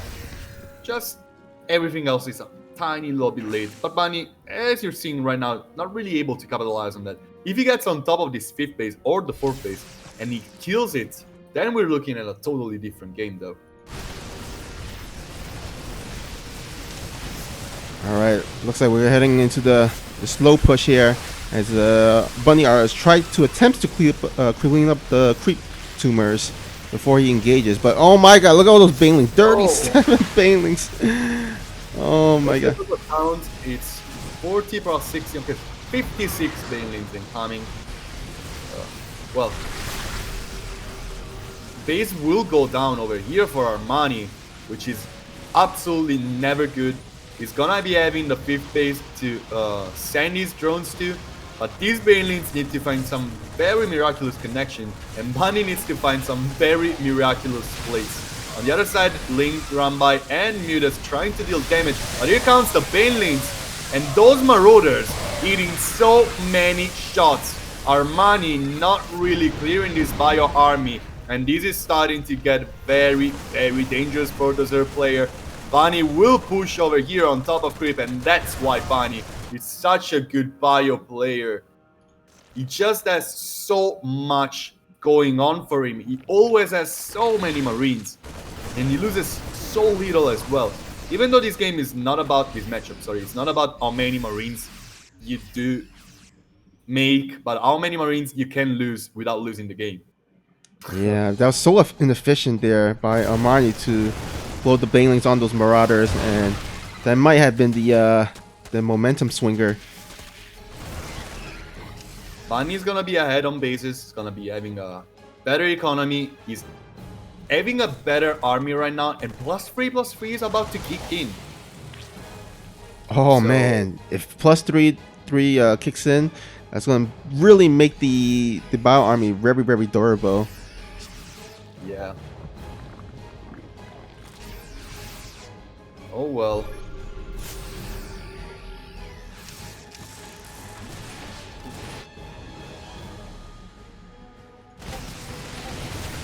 Alright, meanwhile, looks like Bunny's gonna go ahead and try to attack here at this 3 o'clock base. Don't forget, he does have another army force here at the top left, so we'll keep an eye out on that. But it looks like Armani gonna go ahead and try to go for a base trade of some sort. It looks like it's an interesting decision. I don't know how else to say it. I feel like it's a little bit risky move from Armani, but I do agree with him that he cannot fight the main army of Bunny. I still feel like this base trade is gonna bring him nowhere. The army of Bunny is on his rally point. That's a bunch of banelings, but they're probably gonna just explode next to the doors and not find any true damage. Here goes the Marines straight into the main. Banelings will try to do anything. The Mutas will come back as well. The army of Armani is good, but it's not good enough, I fear. The army of Bunny is almost gonna get completely cleared. Actually, will be completely cleared, but look at the damage dealt by Bunny right now. He's still ahead in army supply. He still has a lot of army back home. It still has a lot of production. 10 Mutalisks and an accidental almost are gonna be the units produced by Armani. What does Armani has? Nothing. Oh man, you're not a Zerg player, true Zerg player, unless you have that one game where you make that accidental swarm hose. Jerry. Jerry. Oh man, yeah, it looks like it's a pretty tough place and position right now for Armani. You gotta wonder, like, what exactly can he do? I mean, he does have a good flock of Mules still, so that might be able to get some damage here and there. But look at all these turrets set up. Yeah. Bunny is like on top of it. I think these mutas never really did anything. Truly, I think the most that Armani got with these mutas was about 5, 6 SCVs. That's not even paying for the cost of the Spire. So yeah, mutas, as someone is stating in the chat, were basically useless the whole game. They got some medivacs, they got the clear on the last push, but what can they do now? These are going to be +2 mutas against +3/+3 bio and a Thor. So yeah, Bunny is again on top of the rally point of Armani. 19 drones down to a single Widowmine shot. Are you kidding me? Okay, it was 2 Widowmine shots, but it's still way too many. Bunny will push into the main. The Hive is here. The Queens are here. The Infestation Breed is here. The Paling Nest is here. The Spawning Pool is here. The Space falls. Armani falls. He's going again for this base trade. Finally, Muta's getting something. Getting some damage, but it's not even mattering right now. The main base of Armani has gone down, 70 supply behind. Armani has lost this game. It's just as to acknowledge this. The Spire is going down as well. His economy is non-existent right now. Bunny can do whatever he wants in whichever place he wants right now.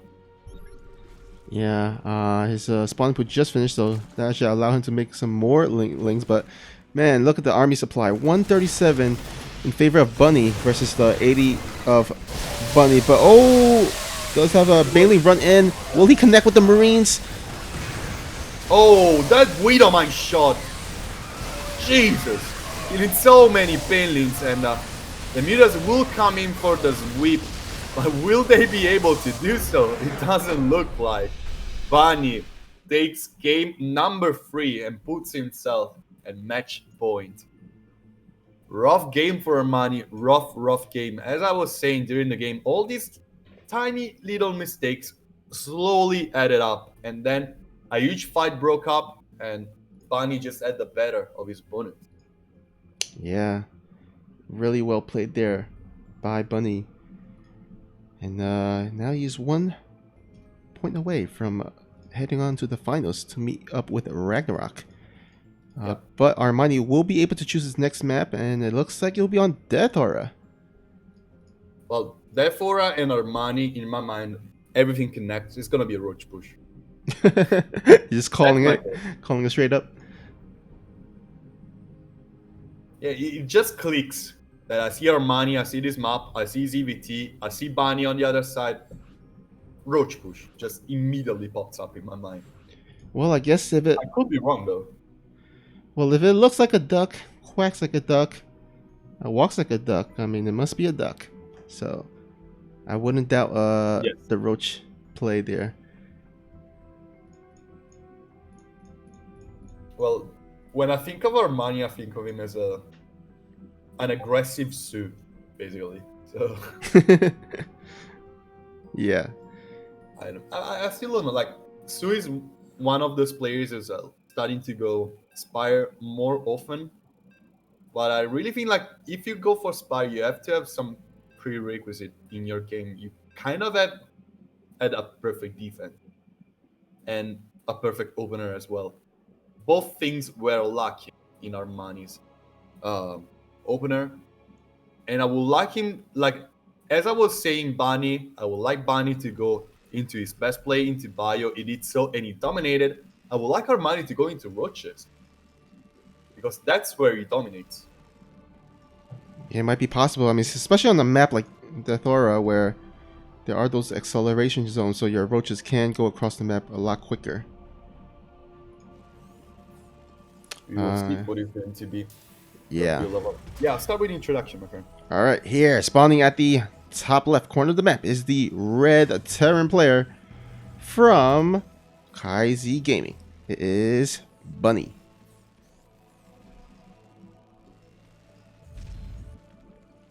And in the opposite corner, it needs 2 in a row to get into the finals. It's the Blue Zerg. Hitting from Korea, playing for Afrika Freaks. It is Armani.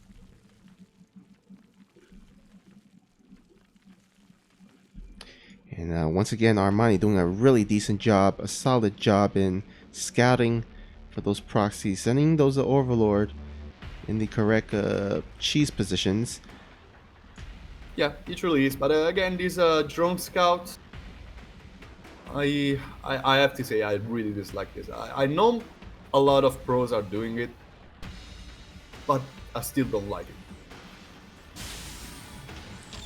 Yeah, I mean, I feel like it's probably up to preference.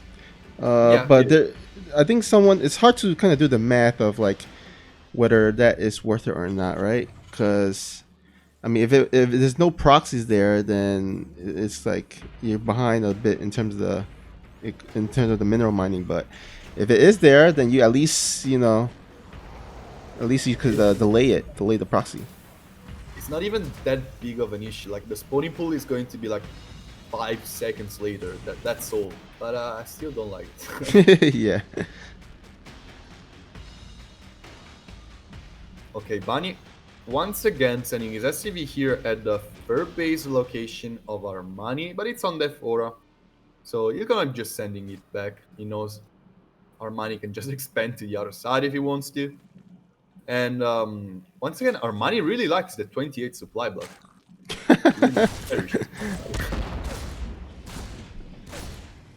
I don't know. Well, it wasn't as long as the previous one. This was pretty normal. But that's one of the reasons I like Clash Opener more. Because it kind of makes that supply... It kind of avoids that supply block completely. Because of the earlier third archery. And less drones because you pull out of gas at 60. So yeah. Yeah, I see. Oh, clicks. So 2 Reapers coming from Bunny. That's interesting again. He really wants to keep scouting going, I feel like. Yeah, looks like I mean, you don't usually you see 1 Reaper, but having 2 Reapers, I mean, I guess it could deny creep. And also this map, it has a really nice jump area into the main base, so it allows the Reaper to kind of maneuver back and forth really easily. Yeah, it also denies your starport though. Like the starport from Bunny was like, just look at the base of Bunny. Like we've seen the command center is super early command center that he went for again, and the starport start basically at the same time. Just look at this now. Like the starport is incredibly late compared to the other games. He's just gonna get out the tech lab next to the factory now. And Armani is gonna have perfect information about this. He's gonna send his links through. He's gonna get damage. And yeah, I don't like this from Armani. I really don't. Yeah, I guess that's a trade-off when you go for open up with 2 Reapers. Armani attempting to do a kind of a aggressive poke in, but I don't think he did too much damage. He has 0 workers killed for that. All that. Wow. And he lost like 10 lings. Yeah, 10 lings in total. He's gonna be adding up an early lair. Not too sure what's the reason for it, but it is the first time he goes for that. I want to check. Okay, his tech structure is gonna be a Billion Nest, so not and 2 Evo Chambers, so he's not gonna be pushing up right now straight away. Armani still has a lot of vision on the map in the means of these Zerglings and the Overlord patrolling, and he got some pretty good scouting. He didn't lose anything back home. He forced Bunny into making stuff that isn't really truly super aggressive aside from this one Banshee. I still feel like Armani is looking kind of fine in this spot he's in right now. Yeah, well, he is 10 workers ahead, and he's starting to spread the creep. Hasn't really suffered any economic damage, so yeah, I would say Armani is sitting pretty, but remember, Bunny did go for the early 3rd command center, so his economy, I expect the income graph to spike in his favor in the next couple seconds. Nothing scarier than a Terran on 3 orbital commands, right? Yeah. So Armani is gonna get his 4th base up just in a second. And I really like that he changed his way of, like, he is following the same like philosophy, like going for the double upgrade into Spire, into Painling Nest, but he went for a quicker lair, a little bit more economic centric opener. So he's gonna be having all of his upgrades basically clicking at the same time, at the right time to deal with what Bani can do, and he's gonna be having his Spire a little bit earlier. That's what I said before. Like, when you go into Mutas, you kind of have to have some prerequisites, and I think he has them in this game. Yeah, I think when you go for Mutalisk, I think you either had to go for the early 2-base Mutalisk, where you do sacrifice the early 3rd base in the economy somewhat, or you either play it through, and if you haven't suffered too much in the early game, and you feel pretty safe, you feel like there's not going to be a huge attack coming soon, I think that's another great time to go for Mutalisk, and that's I think one of the prerequisites that Armani has fulfilled in this game thus far. It's gonna be a free tanks push coming from Bani. Very scary one, especially if Armani loses links for free, but this is not for free. This is damage, guys. This is damage in the natural, forcing Bani to go back to show his hand, we say it in poker terms. Now Armani knows, and Armani is gonna be making Banelings and links to defend back home. Yeah, and you know what? That actually bought him some time, extra few seconds to pop up those Mutalisks, right? He forced the army to go back to help defend in the natural, so that's extra few couple of seconds. That means more Mutalisk production. He's gonna go. Armani's gonna try to go for another run by, but gonna be a supply wall here that will be able to defend. It's still gonna be a tiny little bits of damage. Bunny is not gonna be forced behind this time. He's gonna commit, he's gonna be decisive, which is the best thing since he has 3 tanks. But tanks in the front, not a great idea. Mutas are just gonna clear it, and Bunny, huge mistake with those tanks, loses 2 for free. Bentley's not gonna get connections though. This army of Bunny is still a pretty scary one.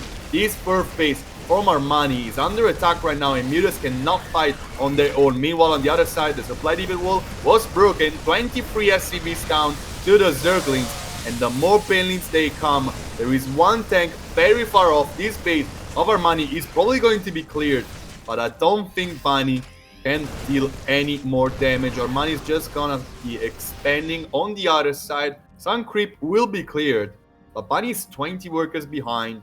He doesn't really have a lot of tech. He's making doors right now, yes, okay, but yeah, 5 Rexes against the 5 Actuaries. Third player, Armani is triple expanding. He's getting Mutas. He's getting +2/+2 as well as his opponent. And I really don't think his Hive is gonna be very far off from now. Yeah, we're gonna look for him to throw down the infestation pit, get that Hive. But in the meantime, looks like he's gonna go ahead and try to remake that base here on the one below the main base as he just lost, and rely on these Mutalisks to buy him some time. And oh, actually might catch this Banshee here. Nice. Yeah. Good catch. Good catch. I mean, those Mutas are not gonna do much right now. They basically fulfilled their job in defending by killing those 2 tanks and the Medivac basically immediately. This store is still gonna be proving a little bit of an issue. So Armani is still doubling it up on it. Like +2 air attack, more Mutas to come. So he kind of needs to do something with them now. Map control is important, like it's forcing Bunny to stay behind just the threat of these Mutas being somewhere on the map. Like look at this Medivac for instance. Like right now he's gonna be instantly sniped by Armani. But at least the Widowman's will. Yeah, being actively flying around with those Mutalisks usually tends to lead one to catch random things like a dropout, and that's a nice pick up there to snipe at that Medivac and those Widow Mine, because those Widow Mines could have gone into that base below the main base, and that's a lot of drones right there to lose to 2 Widow Mines. So nice catch there. I would love Armani to go into Ultras with this Hive. Like he has enough time to do it. I would really love him to just go for some Ultralisk Cavern and just try to end the game from there on. So Concussive Shell is done for Bunny. +3/+3 is on the way. It looks like Bunny wants to hit the timing with his +3/+3 attack. And he kind of has the army to do it. Armani is on the other side of the map. This is a very weird scenario. But it looks like the main army of Bunny will be returning back home. Thor will go down. The other one is very bruised, as well as the Mediac. But it looks like Armani is not gonna take the better of this trade. How many meters have died with this, by the way? 11 mulas has gone down throughout this whole game, so Oh, that's I mean, imagine he has 11 mulas right now in his army. I mean, that would be a pretty scary force. That could pretty much snipe one snipe of those turrets. and just right before +2 air attack is done, Armani forcing his hand a little bit. He's gonna be replacing his army pretty quickly. And Armani is still sharking around with these lanes, trying to catch reinforcement units. Bunny, once again, a little bit undecisive, but it's not like he can do much before +3/+3 is done. He needs these units to tank these many Banelings, basically effortlessly. On the other side, Armani still another run by, still getting damage, still killing SCVs, but he needs to defend back home now. Oh, there's a nice spread there. Banelings rolling in. Oh, a lot of the mulas, a lot of the Marines are still in the back, but the Mulus does comes up to join up with the army. And is this enough? Did he clear out enough Marines? I think he did, actually. +2 is done. These mutas cannot really fight once the Thor are alive, but Armani is replacing his army pretty much without breaking a sweat. He has killed 37 SCVs on the other side of the map. He can lose an archery, it's not the biggest of deal. He's gonna just expand on the other side. The archery on the other side is in fact done. And he lost 7 drones overall. He's on 80 workers, more than double the workers of Bunny.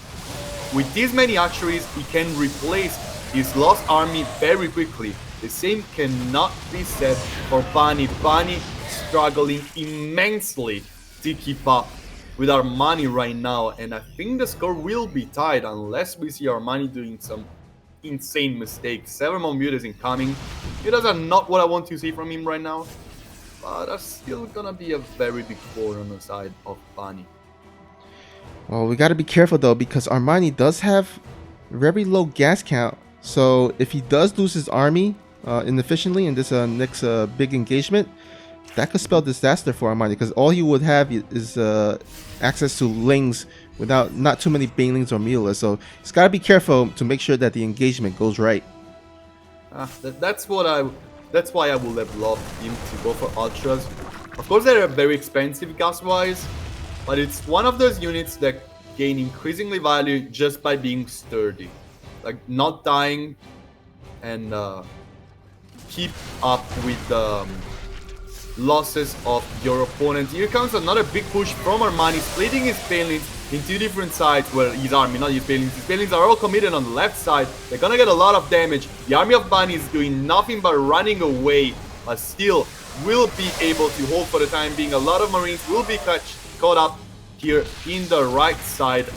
Bunny once again taking a suboptimal fight and losing so much economy to these lanes. They are just trying to run through everything. A good Widowman shot will prevent his links from getting too much.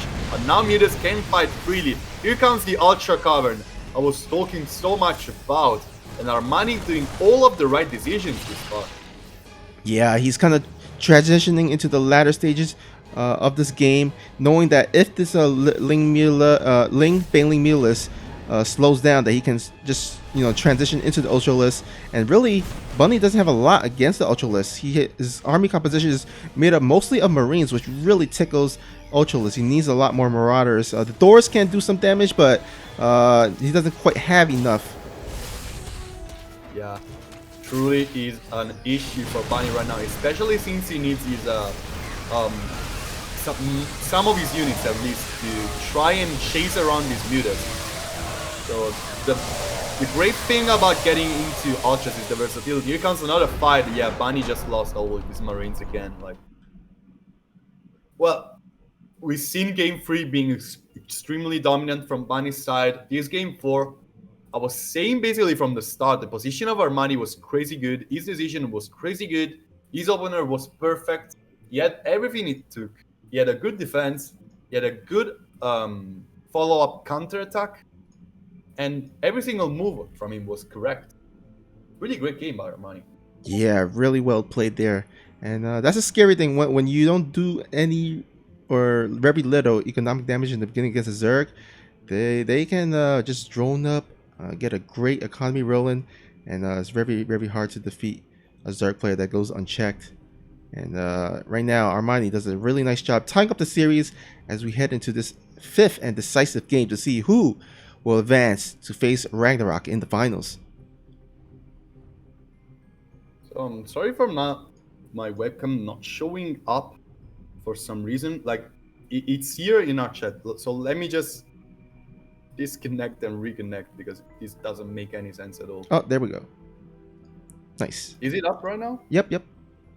It's not up for me. That's the fun fact. Trovo has a little bit delay. Maybe it'll pop up soon. Oh, I hope so. But okay, I see it. Yeah, I see it. And it is funny because I don't see it on my Discord. So I don't know. So Bunny has chosen Submarine to be the last map of this series. And interesting.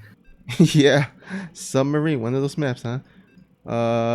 Cynical Death asking, what's the score? Yeah, the people in the chat taking care of the score. 2-2 right now as we head into this game, number 5. It was indeed a very close series as we predicted, right? Yeah, we predict a close series in the beginning and it's turned out that way. However, you're going for the bunny win right here, right? That's your prediction? Yeah, I'm going from Bunny winning. All right. Then I guess I'll go ahead with the Armani win. Let's see who pulls it out. All right, here spawning at the top left corner of the map. He represents the team of Kaizi Gaming. He's the Blue Terran Bunny.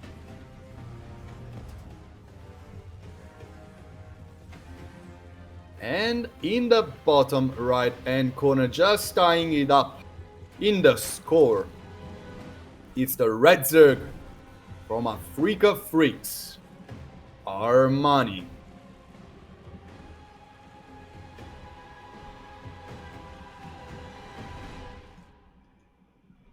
All right. So interestingly enough, unlike the previous game, Armani has yet to actually send his Overlord to the sides to scout for proxy. Has not sent out that early drone as well, the early scouting drone that he's been doing for the past few games. So he's gonna kind of change it up, go for a different type of opening here.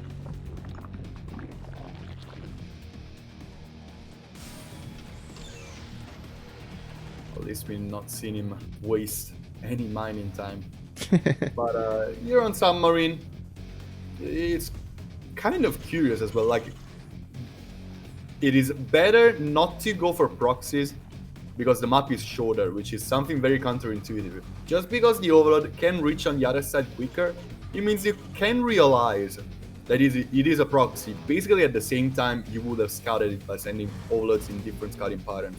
The second one will be standing at the natural to check if there was anything wrong coming. But in the end, Bunny is gonna just play standardly, and Armani just gonna keep track of everything. So we see a 6-ling opener instead of the 4-1, the dark style. Not gonna be a huge difference. But. Yeah, he's also have a drone patrolling there on the dirt base, ready to take it once he clears out this Reaper, and then once he has that 300 minerals.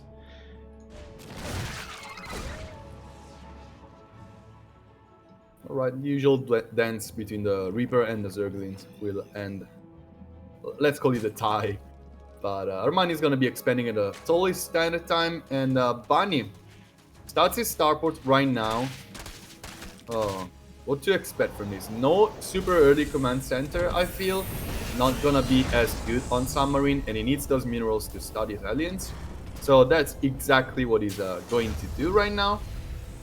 Still has quite a ton of minerals, but he's probably gonna just spend them into aliens right now. Yeah, I mean, with that tech lab on the starport though, it might be Banshees or it might be Battlecruisers. I'm gonna guess Battlecruisers only because this map is far for the Banshees to fly around. So I'm half expect. No, actually, you know what? He's gonna go with the Banshees. And for the first time, he's going to go for Cloak as well. Armani is gonna be having quite a tough time defending this, just by thinking about how he has opened in the previous 4 games. He didn't really open in any way that would have actually helped him against Banshees. So I'm a little bit scared for him. Of course, right now he's gonna be scouting that starport and the Banshee Cloak upgrade. So I'm curious to see how his reaction will be. Oh, he starts left. That's one way to do it. In the meantime, he's gotta be concentrating on this defense here. He doesn't really want to let the Hellions run by. There's actually no wall in the natural, so if he lets him in, although he has some parked Zerglings there, so he should be fine. But that also means that the dirt base will only have queens to defend there. Spurcrawlers perfectly on time. Hellions are not really diving. They do not want to risk it too much. They're trying to... It's a little bit of a posture move, like trying to find a way to break in. Queens, of course, on creep. Will still move pretty fast, but here comes the spot that Bunny was waiting for. He still didn't commit. The Banshee will cloak, trying to get some damage. Now the aliens are trying to commit into this fur base. I feel like finally some damage can be dealt by Bunny. He really needs to find some damage, by the way, because this was a pretty big expense. One queen going down is already something for the Terran player, but this Banshee badly needs to find something else. And so do these aliens over here. No fur command... Actually, yeah, there is a fur command center up for Bunny right now. Armani's Lynx trying to get on top of the aliens, not really finding the damage. And once again, Armani will go for the Spire. Without the upgrades this time, it's going to be even quicker than before. And no Evo Chambers up. It's going to be a Banelin Nest being up a little bit quicker. The lair is done, and we see no centrifugal hooks yet. Oh no, the wall though in the natural. The lanes run through and then the Hellions are across the map. Oh, this is terrible, terrible news for Bunny's fans. These Lynx, of course, not getting too much damage. Like 4 SCVs will go down, not too much. But this kind of sets up a red carpet for the Mutas to sweep in and get even more damage. Yeah, and I don't think Bunny has any idea. Yeah, he has not scouted the Spire yet, so he hasn't thrown any turrets. Oh man, if he doesn't throw down some turrets, Spire in a row though. huh? It is the 4th Spire in a row though. Oh yeah, that's true. Yeah, I guess there's a pattern to it. So Bunny might suspect it, but we'll see. No turrets has been thrown down yet. Looks like he's gonna go ahead and try to commit to this attack, possibly cancel this 4th base, and it looks like he might be able to. I don't see a lot of units out here for Armani. This 4th base is gonna be cancelled. Here comes the cancel, and Bunny will get some creep. After that, though, since the first few mutas are out, Centrifugal Hooks is almost done. I don't think Bunny can really overstay his welcome on creep. A lot of Marines will be catched. Will be caught, sorry, basically for free. Armani loses 1 over, but yeah, like, that's not an issue. All that Bunny got from this was a cancel, some creep tumors, a little bit of scouting, and he has spent a lot of resources for this. He lost a lot of Marines. He has lost a tank. He's really a little bit falling apart, I'd say. Finally, there are the missile turrets to handle these mutas, but there's not many Marines to do it. So, yeah, Bunny, you're not convincing me right here. Yeah, you know, the thing about this map is that the pathing is actually really tricky. So what happened earlier on, I feel like, is that the Marines were told to move towards the tank, but then because of the padding, the weird padding, it went the other side, and the Armani was able to surround the Marine and take it out. So Bunny's got to be careful when he go for the engagements, as he can lose a chunk of Marines once again. Bunny also just lost a Banshee to Mutas and Novaseer flying with them. And the choice of Armani of skipping the upgrades to get faster Mutas is paying up right now because he has a very healthy amount of Mutas, in 15 of them, soon to be 17. His upgrades are gonna kick in basically before anything aggressive can come from Bunny. And with an Overseer with this army of Mutas, he can really start getting some damage left and right. There's still one Banshee up for Bunny, which will be cleared in a little bit. Armani up in supply, up in workers, I'd say even up in tech basically, since his +2 attack is just starting and Infestation Pit is on the way. It will require Bunny a solid amount of damage to actually get into a good spot. Well, he does have his +2/2 on the way, and we do see that Armani, he's gonna have his +1 carapace, but as well as his +2 melee. But I think if Bunny can, with the I guess 1 upgrade advantage and can get a good engagement, he could possibly even this out. Although his supply, on the other hand, actually, I'm taking a look at his army supply. It's actually bigger than Armani's. Interestingly enough. It's a very hard to replace army though. Like, Bunny can lose Marines, but he cannot lose pretty much anything else. These Mutas finding themselves in a very bad spot, as well as the Banelings. This engagement was terrible from Armani. Yeah, he blew up a bunch of them onto that one tank, and now he's got to evacuate those drones. But he does have a counterattack here in the main base of Bunny. A lot of lings there to ravage the mineral line. But can he hold on to this big attack here on the south side? I think he has a lot of Banelings incoming that can really do much here. But Bunny, back home, these Zerglings, Rambais, have been devastating every single game. And now the Mutas will snipe down one command center. If Bunny doesn't win the game right here, he loses straight up. And he's not really clearing his army of Zerglings. The production from Armani is still crazy good. He still has 4 archery up. Probably even 5 actually. Yes, it's 5. Can still outproduce his opponent. Now Marines are actually steaming on top of the rally point. But Armani still has a ton of Mutas that he can send back home. Bunny is trying to do what he can right here. He's gonna get a ton of drones. He's gonna also get the +2 melee attack. Suddenly the position of Bunny I like a little bit more. But look at the production tab. It's 12 Marines against 32 Lings, 27 Banelings, and 3 Mutas. The army Armani is producing is something that can easily clear what Bunny has. He needs to do it properly though. This Baneling's gonna get some very good connections. Now the Mutas are trying to snipe down the last few Medivacs standing, and Bunny, even after getting a ton of damage, is still gonna be a little bit behind. Banelings will indeed try to get on top of the Marines.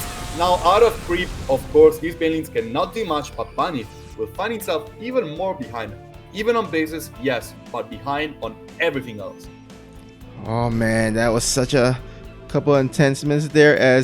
I think Bunny had like almost twice the amount of army supply, and all of a sudden, with some nice Baneling connections, Armani takes the advantage on the army supply count.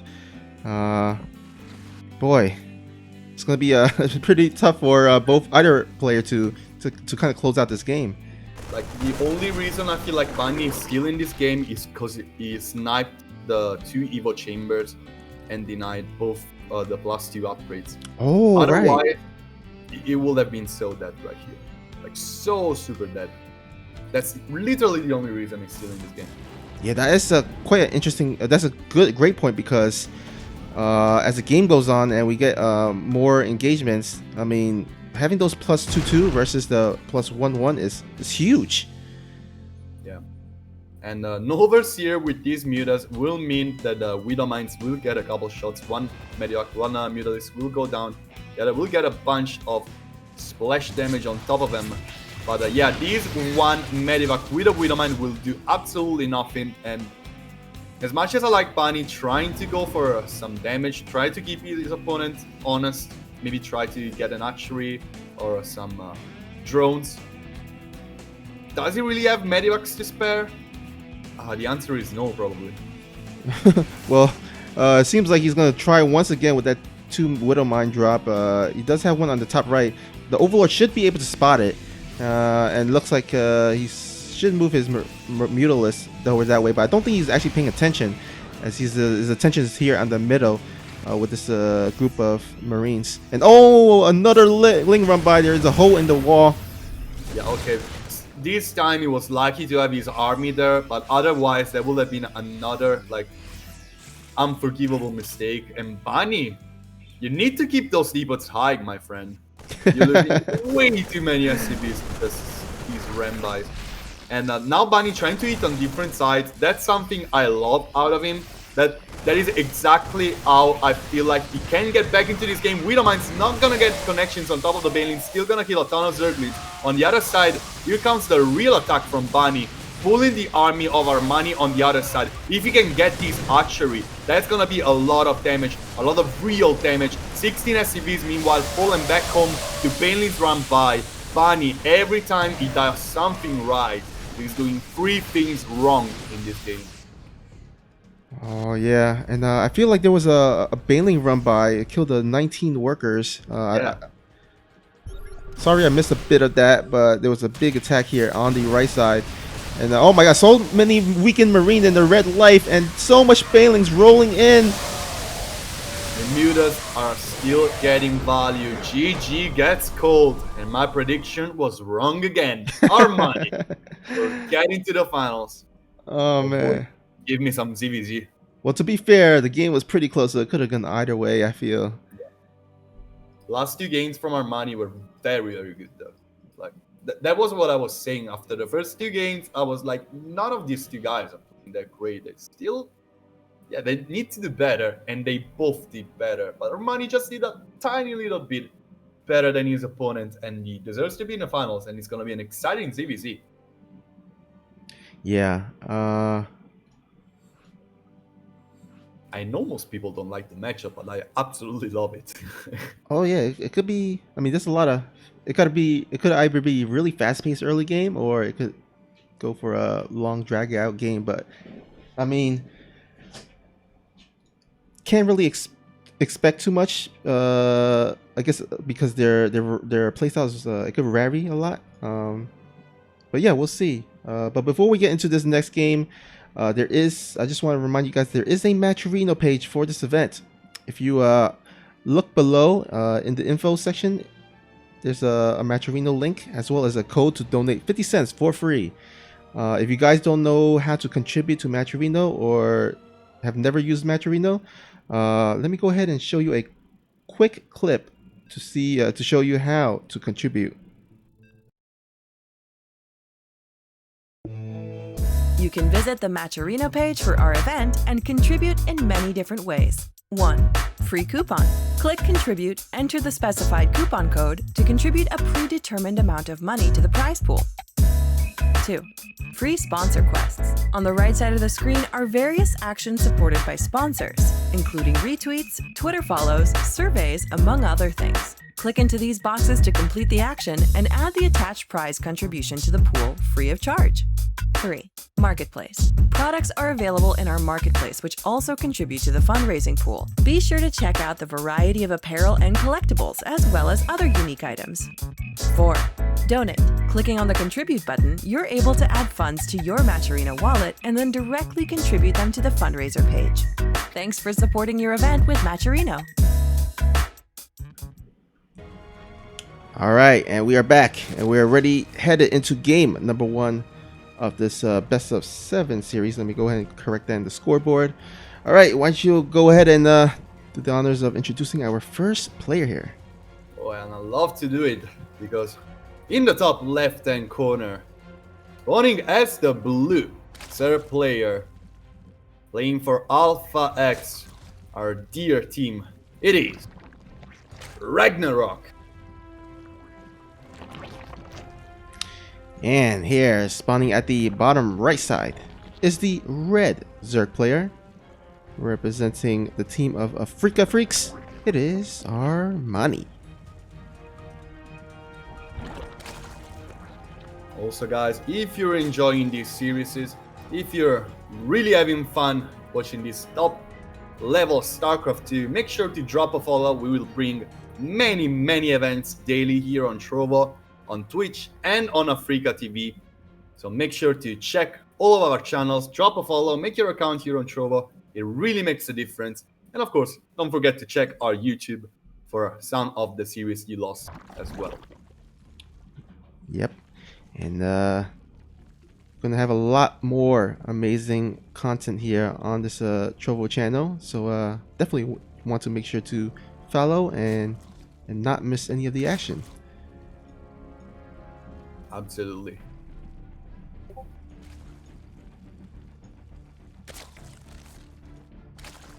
All right. Bringing the mirror to the mirror matchup right now. Both Ragnarok and Armani going pretty much for the most standard way of playing it. Baneless will be probably added soon after the third archery is started for both players. Armani tiny a little bit quicker than his opponent. Not really gonna make a huge difference. It is basically when the tech choices start to become different. That's where these matchups starts to really wild up. So Ragnarok just maybe a couple seconds, 2 to 3 seconds behind in his tech structure. Once again, not gonna matter once the first units start fighting. Yeah, and especially with Ling Baneling wars, a couple of seconds are okay. It really comes down to the micro, of course. Just one wrong move and your hopes, your heart sinks down the hole. Okay, wait. There is an Evo Chamber for Armani. I don't know if that's just for the Wolof. Well, it's not, guys. It's for +1 melee. So Armani making a big statement here. I'm going into probably into Mutas after that, or I'm just wanting to deal some damage. +1 Zerglings deal a ton of damage. That means that even if Ragnarok was about to go Roaches, which he is, by the way, his Zerglings will still be able to kind of trade. Here comes +1 ranged attack, which is as important because it allows Roaches to kill Zerglings in one less shot, which makes a lot of difference. So both those players getting the key upgrade. Armani being slightly weaker, but on the slightly weaker unit.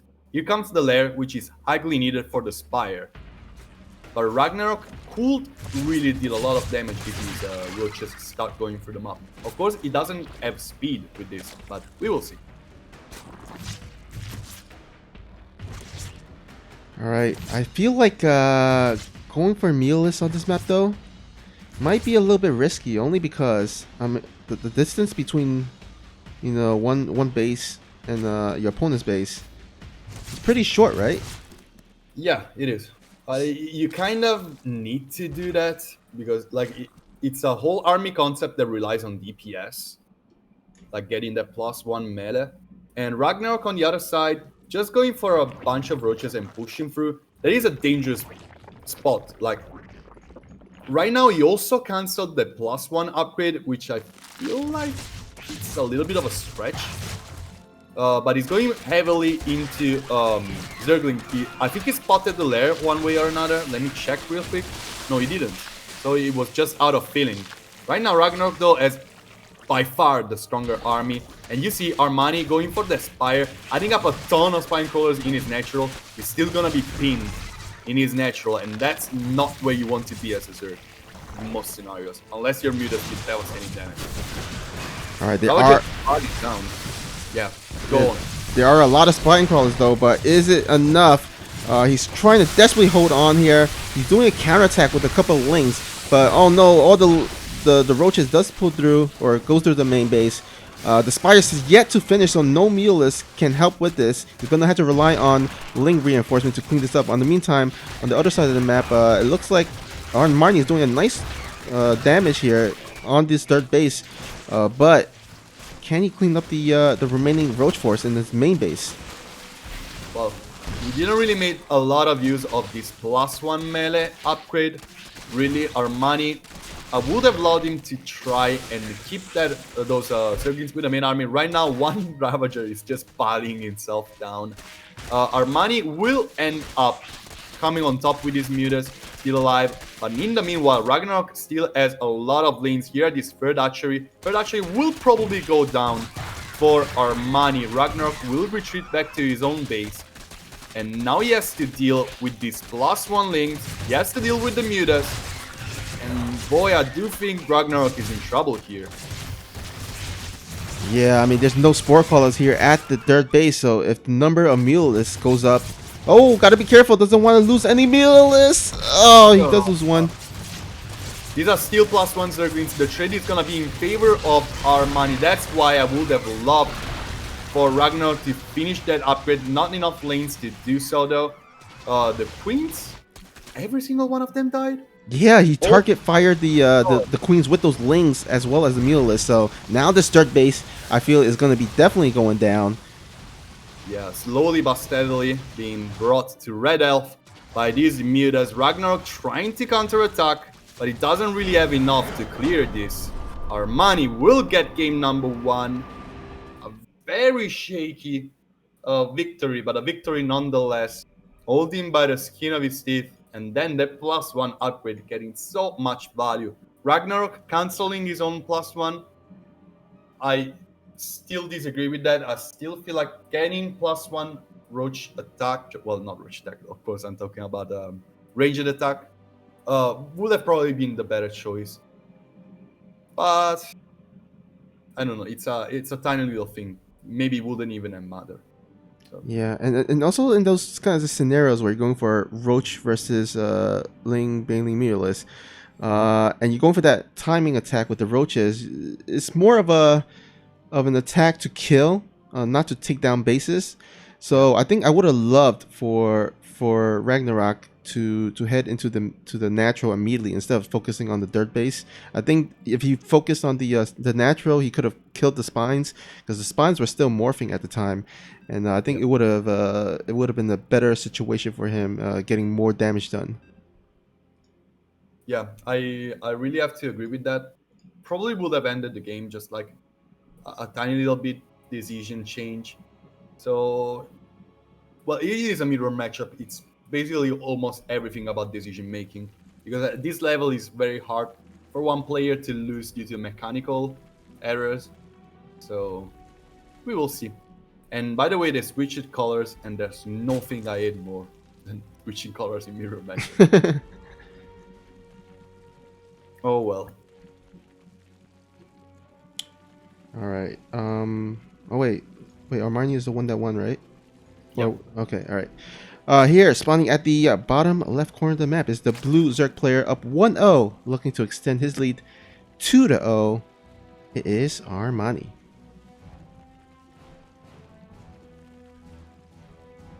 And in the top right hand corner, spawning this time as the red Zerg player, playing for Alpha X, alien from Korea, it is Ragnarok.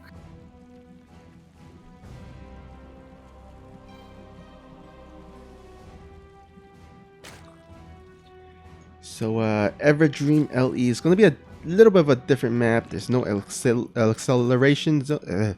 Let me start with that over.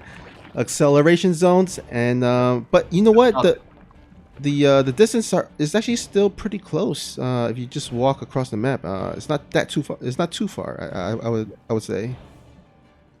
It's an interesting match, an interesting map for this matchup.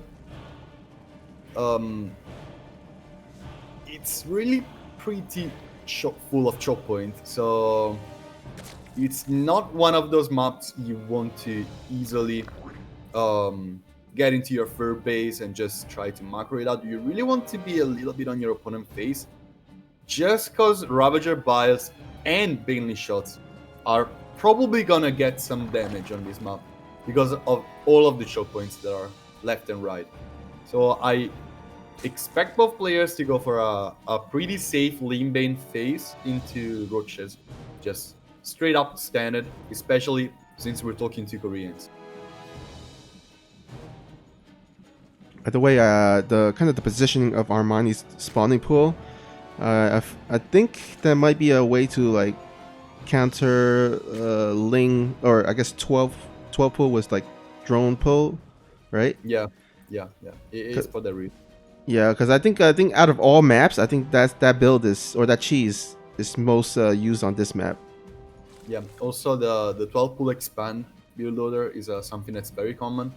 Well, not very common because it's not a common build, but it can be very deadly here on Evergreen. Both players just gonna go for their standard opener so far. Yeah, we do see that the Baneling Nest has been plotted down by Armani, but no Baneling Nest yet here for our Ragnarok. So we'll see if he decides to switch it to Roach or... Oh no, yeah. Okay, like, he was in so many minerals, and now he started 22 Zerglings. Yeah, he's going full on beast mode here. He's gonna attack real soon. He really wants to cancel the third archery of Armani. Yeah, I think this third base wronged him in another life, and he really wants to take it down. But this Baneling Nest is already done for Armani. He will be able to start making those Banelings. Yeah, Armani starts his Baneling Nest slightly before than usual for this matchup. His third base still gonna go down, even just barely. And yeah, here it goes. Still a pretty rough expense from Ragnarok. It's not gonna be super easy for himself to defend his own third base. He's gonna have Banelings in position. Armani, by the way, a lair incoming already. And that's a lair without a Roach Warren. I think we're seeing Mutas again from the Blue Zerg. He's just cutting on that plus one upgrade since he lost already a little bit too much. But Ragnarok is gonna be having a lot of lanes. He's gonna be having this lean. Oh my god! Unless he does some incredible mistakes, he's gonna be favored in this. Oh no! In this Ling Bane fight. Oh man, that's so stressful. That's yeah. So even as a viewer, like you're not playing it, but even as a viewer, these Ling Baneling fights are so stressful. Yeah, because like one tiny little bit mistakes and okay, I'll just die. Okay. Yeah. Okay, here comes the Roach Warren actually for Armani, so it's gonna be a little bit late. Like, yeah, I don't understand why you went for the okay Roaches and Spire. You madman, Armani. Well, you know what? To be fair, he needs to pull something crazy off because he did lose the third base and wasn't able to do any damage much across the map. So he's gonna go ahead and try to take a risk, see if he can catch Ragnarok off guard, and if he can, he might possibly make up for the really late third base that he's going for. Ragnarok being extremely loose with his Banelings as well. I think at least 3 Banelings have connected with just one Zergling. Since the game started, that's not the greatest trade ever. And Ragnarok a little bit on the blue about what Armani is doing, so he doesn't really have a lot of scouting information. Armani will get a full scouting himself, will see the lair, doesn't know it's almost done. But Ragnarok, second EVA chamber, yes, almost done +1 ranged, but he's not really making any roaches right now. I would like him to do something. Really. Yeah, here they come. Hydras as well. Yeah, looks like the Hydralisk will, at least it's his answer to if there was any Mulas out there. And it looks like 6 Mulas on the production tab. 7 actually. Yeah, good scouting by Ragnarok as well. So he's gonna be catching up this varied build order from Armani. And once Ragnarok decides to commit into something, it's gonna be deadly. Oh, interesting. You see a Baneling drop. Now, I've seen a lot of Banelings drops in like ZVP or maybe even ZVT, but not a lot in ZVZ. It's not bad. It's kind of good actually. But let's see how Armani does with these Mutas. 4 colors are a bit left and right. The first few Hydras are gonna be out as well. Of course, nothing more important than the Spore Callers connecting between the bases to keep the Mutas from actually getting any amount of damage, even in just Overloads. Meanwhile, a good run by from Ragnarok will get here in the main base, gaining a lot of scouting. Two Zerglings will hide to turn into Baneling just under of sight of an Overload, so nothing gonna happen there. But, yeah, okay, Armani, good catch here. Good catch. I guess that answers why ZVZ there's not a lot of Baneling draws, because usually there's Overlord spreads and they can catch it. Ragnarok is gonna get an Infestation Pit. He wants to get into the Lurker tech immediately. He has his first Lurker on the way. He wants to get these key upgrades as quick as possible. But Armani, Nidus Network, I feel like he really needs to do a lot of these. Oh my god, one Lurker is gonna be sniped basically immediately by those Mutas that are really getting some good amounts of damage. Hydras, of course, getting their Fuse Knights. But Ragnarok is gonna be defending against the Nidus Room player right now. Oh man, he's trying to find the opening, but his main base is pretty much covered. So he's gonna go throw down the Nidus at the south side. But look at Ragnarok. He's got his Lurkers, he's got his Hydralisks, he's got his Roaches. I don't see this Nidus play working out too well. I do agree. Lurkers split in each of the bases as well. One Baneling run by, almost gets something, but doesn't really manage to do too much. Ragnarok positioning in the right place. He just needs a little bit of time right now. Lurkers are a little bit too spread.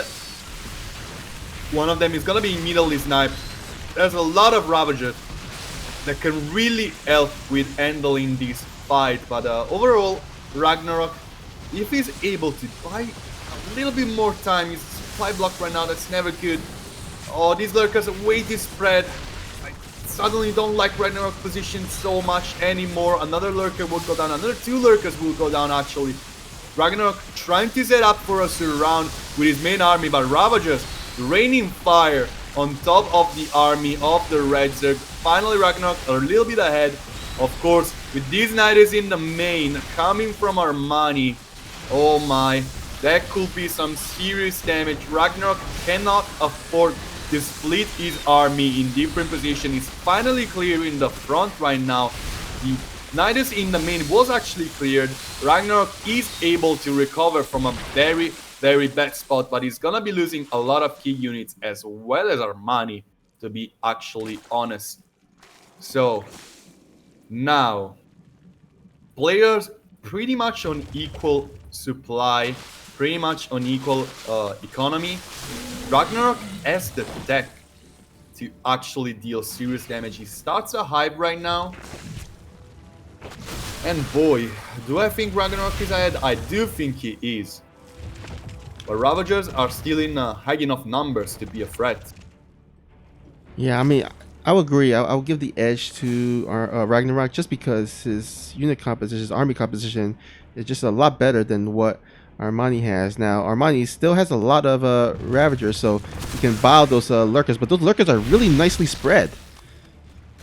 I do think that Lurkers, when they're like in a concave against Zerg, they work better than this. I think they are a little bit too spread right now. Like only 2 or max 3 will attack at once, while Ragnarok has, how many does he have? He has like 7? He has 7 Lurkers. Like, he could be doing so much more damage and taking less. He's playing it very safe, avoiding any run-bys, avoiding any Nidus Worm hidden on the map, dealing some serious damage, but he's not really fighting properly. Like, he's killing a lot of reinforcements, but he's not really killing Armani's main army. Right now, he's committing on top of it. He has an upgrade advantage, I feel. Yes, he does. But, okay, yeah, that upgrade advantage is really doing a good job at keeping his units alive. He's going to be cleared, and yeah, that's everything you needed, really. Yeah, I mean, who needs Lurkers when you have an upgrade advantage? Yeah, okay, these Nidus in the main will not go up. Ragnarok, actually, I have to say this as well, he's doing such a good job at sniping all of these Nidus Worms. So, then nothing catches him off guard. And now his main army on the rally point of Armani. Yeah, this is game, guys. I've never seen a ZVZ in which one of the two players at the rally point of the opponent and did not win. This is totally over. Even if Ragnarok takes a little... Yeah, just calling it GG. Tying up the score, Ragnarok. Great game. Once again, a little bit too shaky, I feel. We still have to see a clear favorite in this series. But I do feel like Ragnarok played a good game overall. It was just a little bit too conservative, maybe. Let's just say I think Ragnarok made it a little bit harder than it needed to be. I mean, spreading those lurkers between the third and fourth, I feel like if he gathered them and put it in the high or the area between the bases, his fights would have been so much easier and less awkward, because he was kind of like choosing whether to send his army to the fourth or to stay at the third, and it was just made it a little bit awkward, and it gave Armani the upper hand during that fight, so it made it a bit scary. But I think with the early lead that he had, Ragnarok was able to withstand that, and later on just over macro Armani. Yeah. All these units were taking a lot of free shots from the army of Armani. That was already unnecessary since Corrosive Biles already forced that by themselves. So, as you were saying, it was a very awkward fight. In the end, just a +1 Carapace.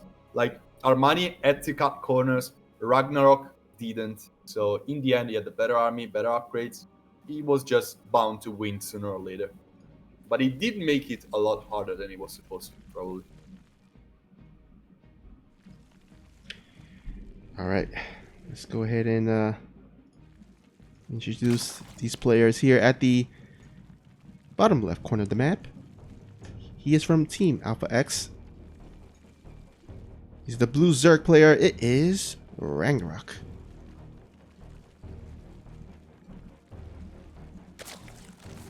And in the opposite corner, spawning as the red Zerg player, playing for Afrika Freaks, it is Armani.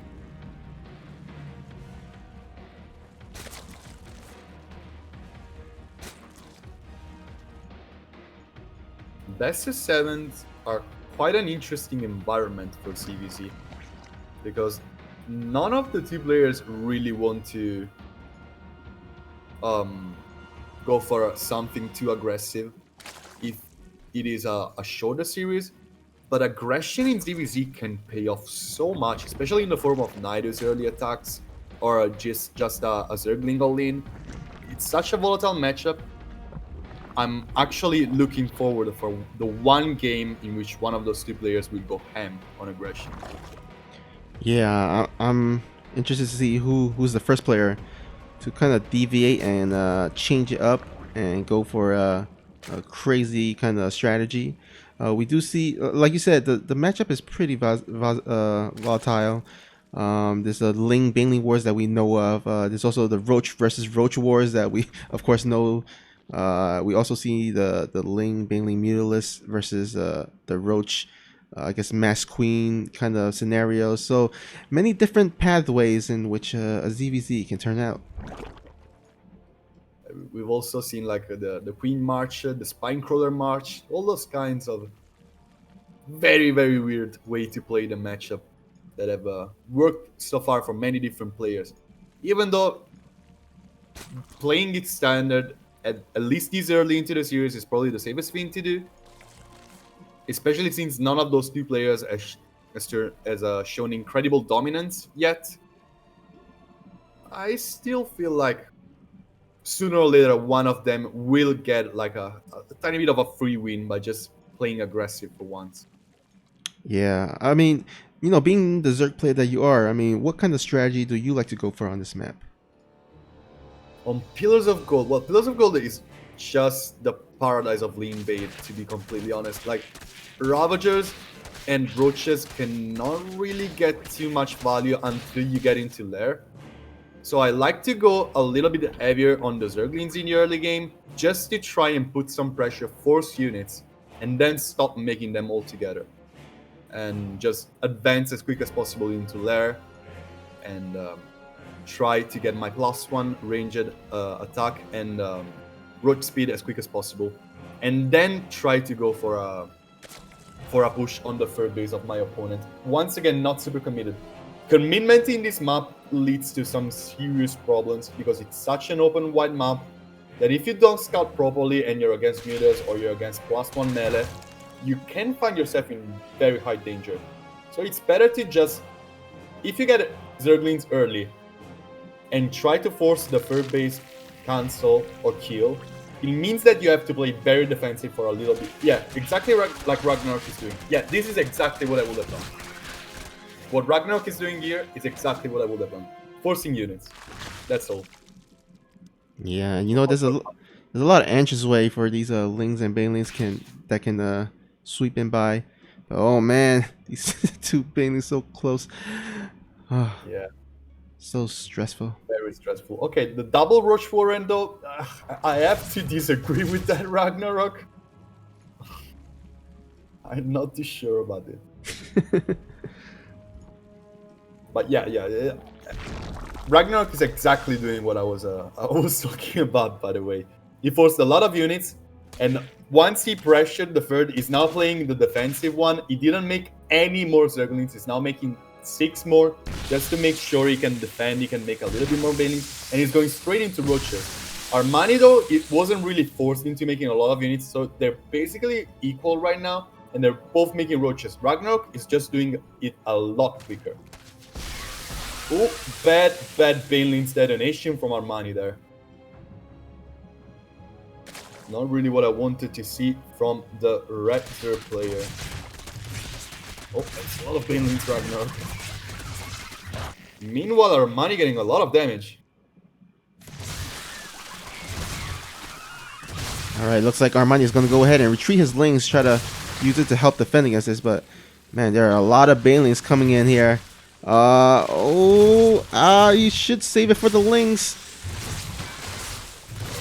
Well, they are getting good connections actually. These Roaches are very bruised, and Ragnarok doesn't have the upgrade to kicking up the dead. Of course, he cannot fight with a drone pool right now. He needs to back off. Here comes the Lings, trying to get on top of the Roaches, trying to tank some shots, and this is exactly what Ragnarok needed. I don't think it's still going to be enough to break through.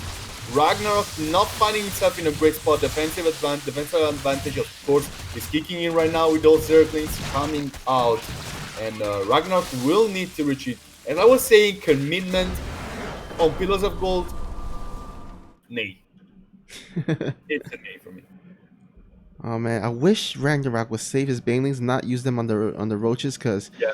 he could have used it on the drones, so the drones couldn't try to go for a surround. He could have used it on the Lings, the Ling reinforcements.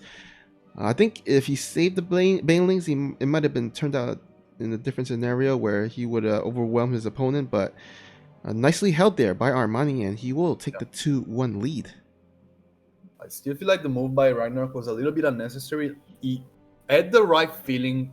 He knew that he was like slightly quicker than his opponent on that. He did the right move. But I was talking about, like, he asked me what I was about to do like after that. And I told you that with my Roaches, I would have pressured the third base. Like, going for the natural means you find yourself trapped to defensive advantage and Queen's pool and drone pools, which means you're never going to get more damage than what you got. Going into the third, you potentially can snipe down the third. And if you snipe the third, it means you're going to have more production than your opponent for a very, very long time.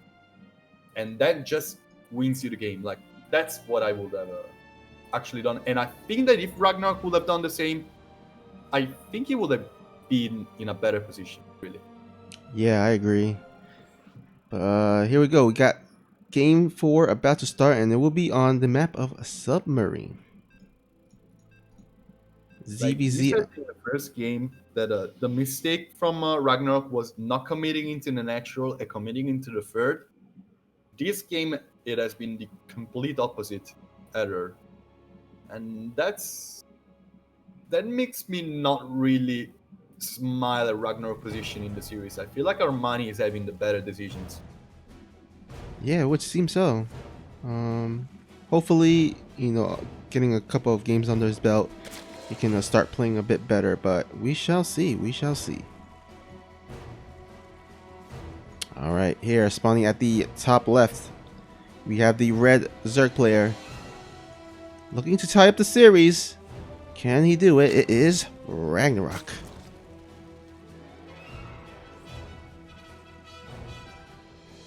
And in the bottom right-hand corner here on Submarine, playing for a Freak of Freaks, is leading the series 2-1. He is Armani.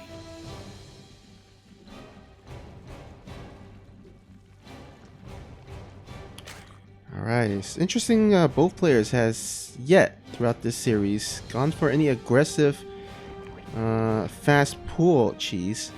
Now you would think that on this map that it might be a prime candidate to go for some type of cheese, but looks like both players will respect one another and just open up standard here. You know, like in some maps, cheese is so good that it's not good anymore. It's so predictable. It's like, nah. It was the case for Kairos Junction. I don't know if you remember that it was like the one map everyone was cheesing on, and then everybody suddenly stopped cheesing, and it became this huge macro map. Games were going on for 30 minutes long because everyone was so scared about cheese that they would just slow play. And I think something similar is happening with Submarine, really. Yeah, it's part of the all-changing meta. Yeah. And I do think Submarine and Kairos Junction do share a lot of similarities. If it wasn't for these two long corridors in the middle, they would be two very, very similar maps. You know what, I'm gonna be honest, there's been so many seasons with so many different new maps that I have pretty much completely forgotten a bunch of them. If you show a picture, then I could recognize it, but in terms of names, I have it's hard for me to. I understand. Like I just like maps in StarCraft are probably the thing that interests me the most. Like every single map, I really study. Like even in a Team Liquid map contest, I always watch all of the maps and make sure I understand them before they go live. So I'm really a sucker for maps. I do remember almost all of them since I started playing. That's pretty impressive. Because for me, it's like I feel like it's like Pokemon. Like after the first 100 or 150 or 200 Pokemon, like after that, I can't remember any more of the newer ones. You know. I understand that. Like I know it's something pretty unique for me, but that's how I like it. So Armani, 20 links incoming, no Baneling Nest. I. Oh, even adding a Roach Warren behind this. That is interesting. He's of course gonna try to pressure the third. I don't think he's gonna commit into the natural, but it's gonna be a tough way to hold without a Baneling Nest to have some defensive Banelings after that. Ragnarok is gonna add up an Evo Chamber here in the natural to make sure to keep a wall up in case things go south. But Ragnarok is also going to lose his archery. He will need to cancel it. Here comes the cancel, but here comes the Banelings as well to deny any more damage. Oh, the Roach Warren. Okay, it's gonna go. Nice move by Ragnarok, forcing the links out by walling off, moving his Banelings, posturing a little bit. These queens are a little bit too exposed. But of course, with the Banelings being in here for Ragnarok and not in there for Armani, still gonna be very hard for Armani to break through. But the first few roaches are out. Armani wants to deal damage right now. Yeah, it's pretty committed here. Now Ragnarok, his roach one is about to be done, but will his roach reinforcement be out in time? It's going to be pretty close. Nope. The first few roaches are clashing with the queens. Of course, these things are not gonna be posing a big threat. The Zerglings trying to cancel again the third of Ragnarok. The main army cannot really fight those roaches right now. 8 roaches are coming. Defensive advantage is gonna be huge. These Banelings need to find connections. They find good connections with the Zerglings. It means this third actually will stay alive. Here comes the roaches for Ragnarok, trying to keep up with the reinforcements Armani is sending through, and those queens were not injecting for quite a long time. He needs to replace them. 28 lanes incoming for Armani. Ragnarok, defender's advantage is kicking in, but he needs to save these Roach Warren.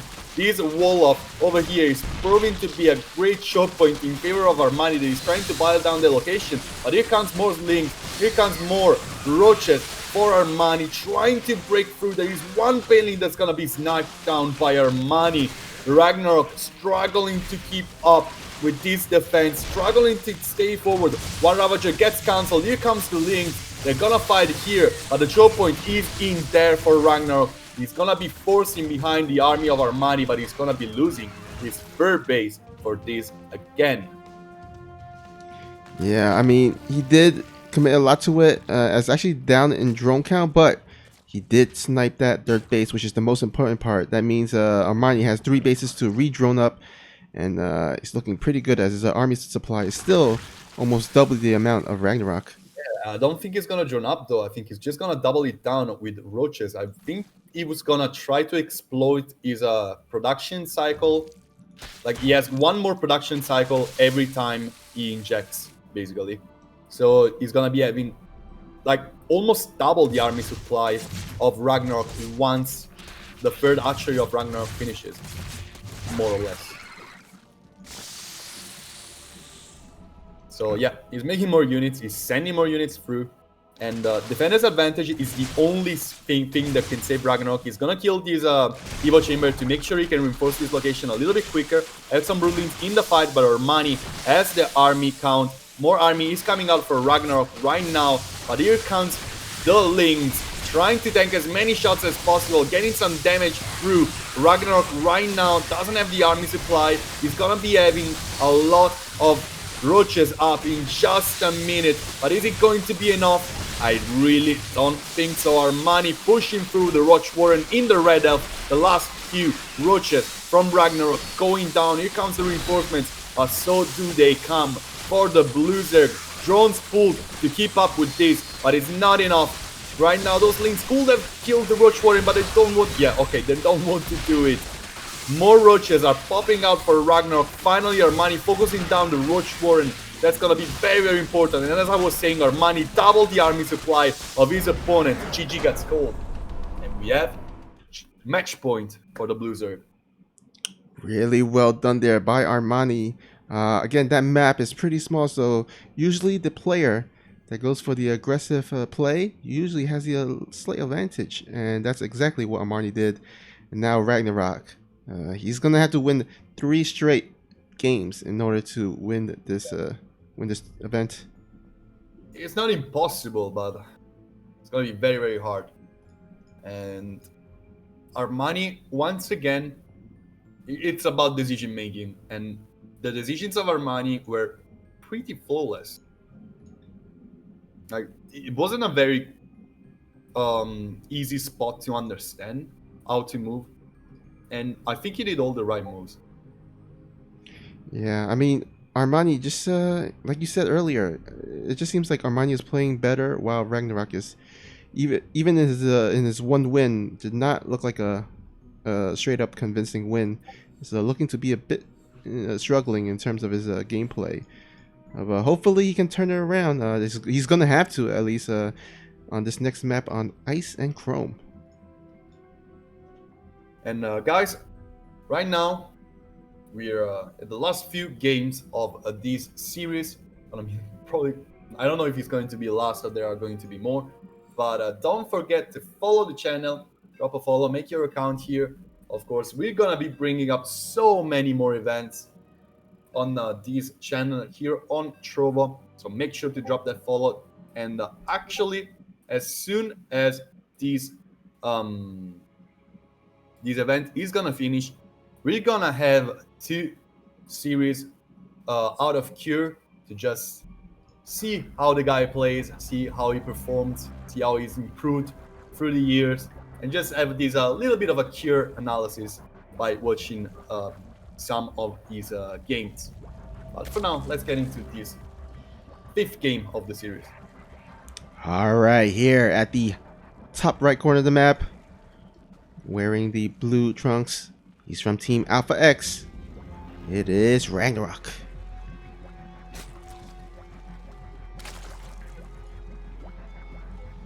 And in the red color, here in the bottom left-hand corner, is leading the series 3-1. One victory away from winning from a Freak of Freaks. It is Armani.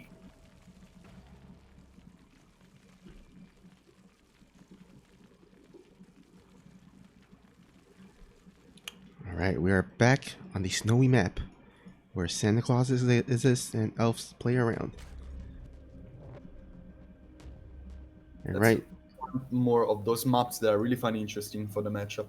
Like the bigger the map is, the more it's interesting in ZVZ because it really allows for some different tactics, like different movements, and of course it makes Mutas better, which is by itself something very scary. yeah, I think in general, this map, even in all matchups and other matchups, it's been lend itself towards macro games, long macro games. So I'm hoping, yeah. The best games I've seen in the last few matches were on this map. I do agree with you. Yeah, so I'm hoping we might actually have one of those games here. It's certainly looking like it, but ZVZ can really change the tide very quickly. You know what? As I mean, like you said, Mutalisk can be strong in this map. I would love to see one of these players just go for like a 2-base Mutalisk opening or of some sort. I really like the 2-base Muta in ZVZ, but Ice and Chrome is so big. Like not getting a third base, a little bit of a stretch, since there is also like an insane choke point. All that you right. can basically defend with queens. Yeah, that's a good point, actually. Looks like both players are actually going to go for that third base, early third base, or I guess standard third base. Yeah. We will see if any of them will actually try to commit into killing the third archery of their opponent. Looks like Armani is sending a couple lanes. Of course, this is absolutely not committed. He's just trying to force something, some movement. Like even this queen being in the open could provide Armani a good chance to strike. Of course, he's not going to do that. Both players not really committing into anything right now. It's basically just a standard opener with Baneliness from Ragnarok. All we have an Evo Chamber up as well for Armani, which is a little bit more expensive overall due to the gas. It's going to be a +1 melee again. So I do think Armani is going to inspire this game. Well, if I recall correctly, that worked out really well for him. So, Indeed, yes, it did. yeah, let's see if it can help him win this last game here to claim victory. On the other side, we do see that the Evolution Chamber just finished for Ragnarok. Will he go for the same +1? I don't think so. It looks like he's just going straight Yeah, to he's going to range it. Like as soon as he takes the 2 extractors, it's going to go to a total of 3 with the Larian coming. It's going to be Roaches. It's always going to be Roaches. There we have it. Roach Warren plotted down.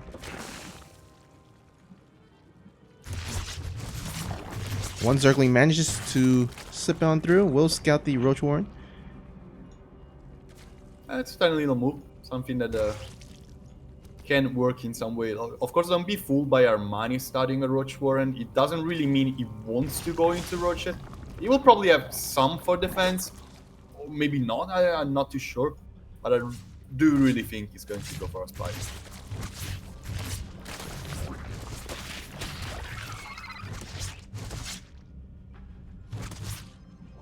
Yeah, he's also taking a lot of gas. So, yep, here it is. Spire incoming. Roach Warren is just a decoy over here. 6 extractors taken by Armani. He really wants to get this Muta play going on. And Ragnarok, if he has Spore Colors, if he defends, and you never actually go for Spore Colors on the blind, it's gonna be in a good spot. But otherwise, oh man, Armani is looking to deal some damage here, even just with the Zergling. Baneling get exploded immediately by Ragnarok. A little bit of a mistake over there. These queens are gonna be walling off the ramp. I don't think those queens can stand a lot of the ground against +1/+1 Zerglings, and a Baneling run by will get 4 kills. Of course, this Baneling from Ragnarok was just insanely good, getting a lot of damage, but Armani is just sending everything through. Ragnarok making a ton of roaches to defend against this, and it's exactly what Armani wanted to happen. Roaches out, queens down. It means that Mutalisk will have a very, very easy way to swipe through and get a lot of damage. But this also means that Ragnarok will have the upper edge until Mutas are out. But on Eisenchrome, it doesn't matter. Eisenchrome is too big. That's why Mutas are so good here. Yeah, and it looks like Armani is taking advantage of it. He's got splitting one group of Lings to the natural, another one to the third base. And it looks like Ragnarok is on top of it. Will split his Roach army. I don't think the Grand Army of Armani can do much anymore, but yes, 3 queens right now. Okay, something smells fishy for Ragnarok, of course, as he starts his first few Spore Crawlers. Seeing that +1 melee from Armani probably made him realize this is going to be a Spire play. But the first few Mutas are gonna be busy, sniping down Overlords, keeping the army supply of Ragnarok honest. And with Hydras incoming and a Lurker Den on the way, I think Ragnarok has actually bought himself enough time. Which is, yeah, Eisenchrome. Again.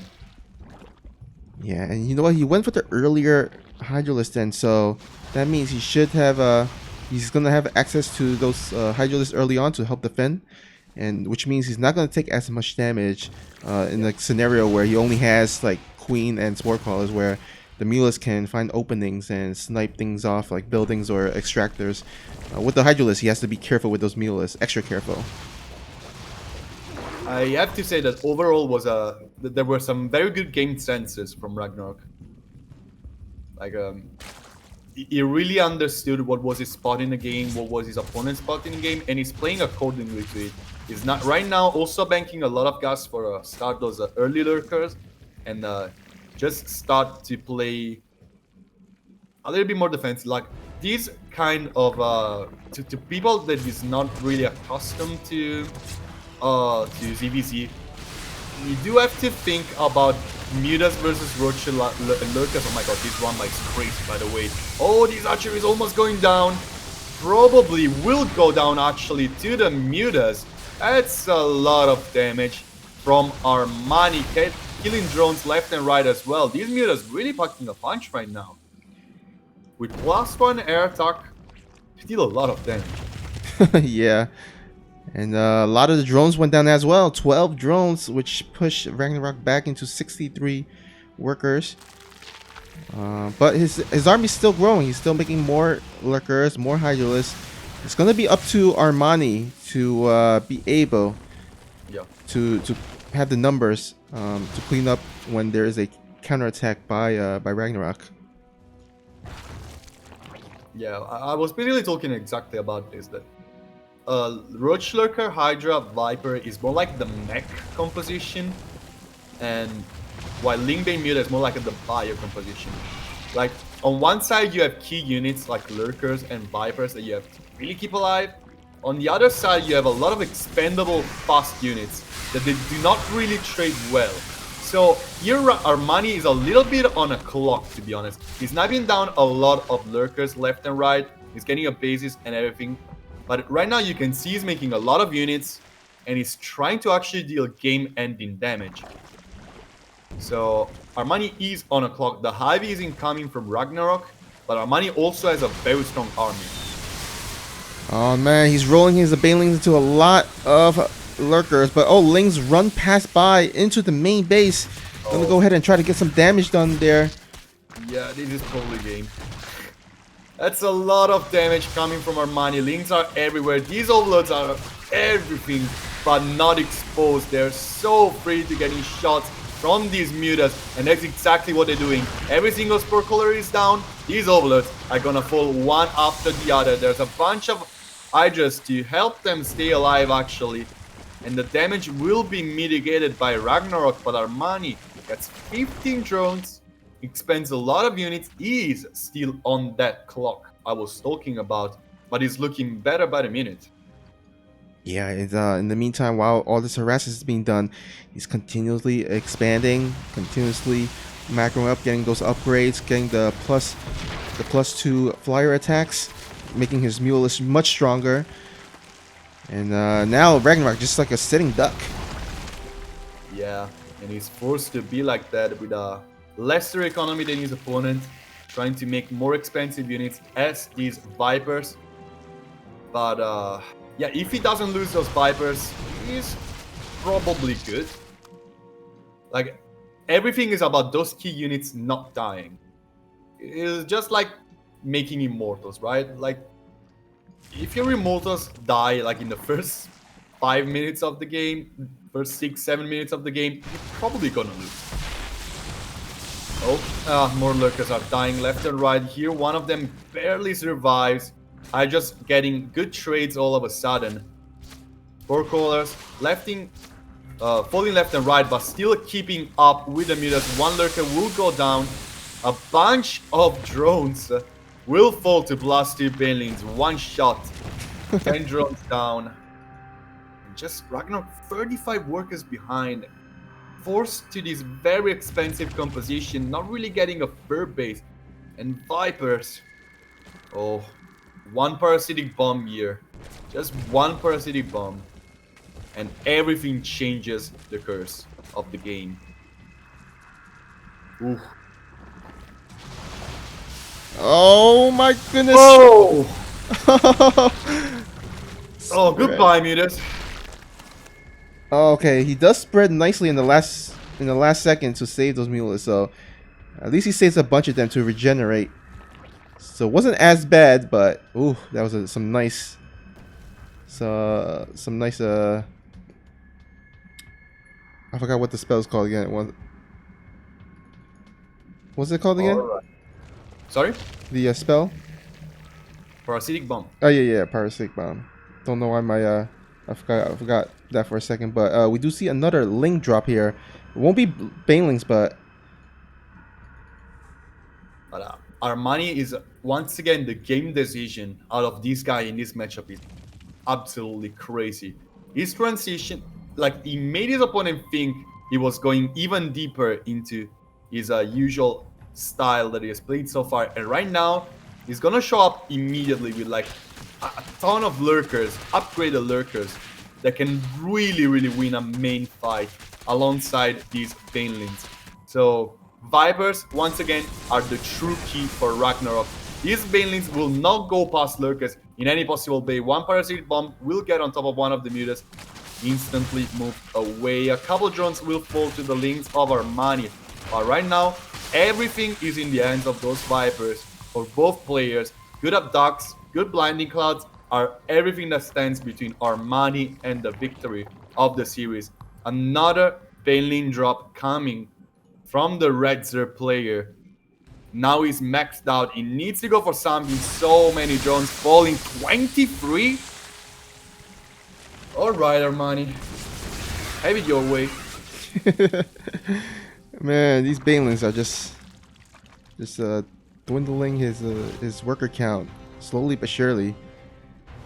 Now, even though Armani has his basically it's kind of Armani's game to lose, he doesn't have quite a bank yet, so you might want to not take too many inefficient trades as the game goes on, because if he takes an inefficient trade, he doesn't have a bank to max out, and Ragnarok goes for the counterattack with kind of the Lurker, Hydralisk, Viper composition. That's really scary to face against. So Armani doesn't want to get too overzealous.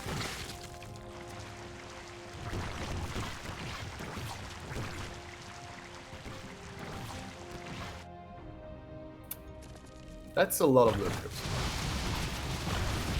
Oh man, another parasitic bomb cleans out all the Mulus. Oh, but that's a lot of damage, but that's a lot of energy used for that as well. Energy that's not gonna be used to fight those lurkers that immediately get bursted down by the lurkers from Ragnarok. This trade is going very bad for Armani all of a sudden. Of course, here comes the Blinding Cloud that I was talking about. Crazy good Blinding Cloud from Ragnarok. He's not really exploding it right now. Lurkers fighting each other and max range while Vipers try to abduct what they can. Armani is maxed out again. Of course, his upper economy is playing a good part into this. And just barely moving his Lurkers forward will be enough. By forcing some more abducts in, it's still gonna be a great engagement coming from Ragnarok. He needs another Blinding Cloud. Here he comes. And of course, these Lurkers are gonna be cleared basically. At least almost all of them. 3 of them survive. Ragnarok still good defense here. I still feel like he's in a pretty decent spot. But Armani is replacing his army quicker. Ragnarok cannot lose his army. And those abducts are playing like crazy. Baneling run by. Another time, 16 drones down. Adding to a count of 93 workers killed by Armani. 93. Yeah, these Baneling run by this has been so deadly throughout this whole game. And Ragnarok just trying to hold on, just barely holding on. But again, that was a pretty nice engagement there. He was able to at least survive. A lot of his Lurkers are in red life, but at least they survive.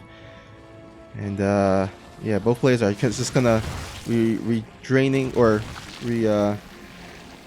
re-increasing their Viper energy for another wave of engagement. In the end, army supply not that different between the two players. Of course, the thing that matters the most right here is that Armani is able to replace his army while Ragnarok is not. So unless Ragnarok takes an insanely decisive victory, Armani is gonna end up winning the game.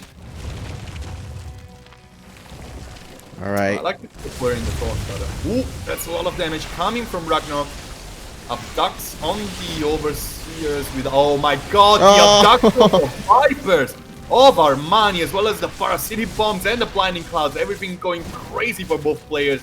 In the end, both players losing a lot over here. Losing a lot of Vipers, losing a lot of Lurkers. Armani still has more Vipers. Those Vipers are incredibly important. The main army of Ragnarok is not enough to deal with this. Armani will get this here. Well, we were promised that a long macro game on that map, and we certainly did. Even though I think Armani had the game early on, Ragnarok able to hang on, pushing it later than it could have been. But you know what? In the end, Armani just playing overall better and was able to take that 4th decisive game and win this series. It was a great series overall. I still feel like the thing that made the difference most of everything was that the decisions from Armani were just a tiny little bit better in all departments. And also like the choice of being the aggressive player as played out in his favor in most of the games. And the one game in which Ragnarok decided to be the aggressive player, it kind of messed it up a little bit. So yeah, Armani deserved victory right now. So I was really happy to cast this series. I think it was a great series. Yeah, for sure. It was a blast to cast it with you. And that pretty much wraps it up. Once again, congratulations to Armani. Guys, you don't want to leave because right after this, we have our very own Acontistas casting replays with Kier, Zess, and Solar. So you don't want to miss that. So yeah, just hang on. A few minutes after I shut the stream, we'll be right back up. All right. 35 minutes onwards. See you in a little bit, guys. All right. Hope you guys enjoy the games. And until next time, have a great day and stay safe.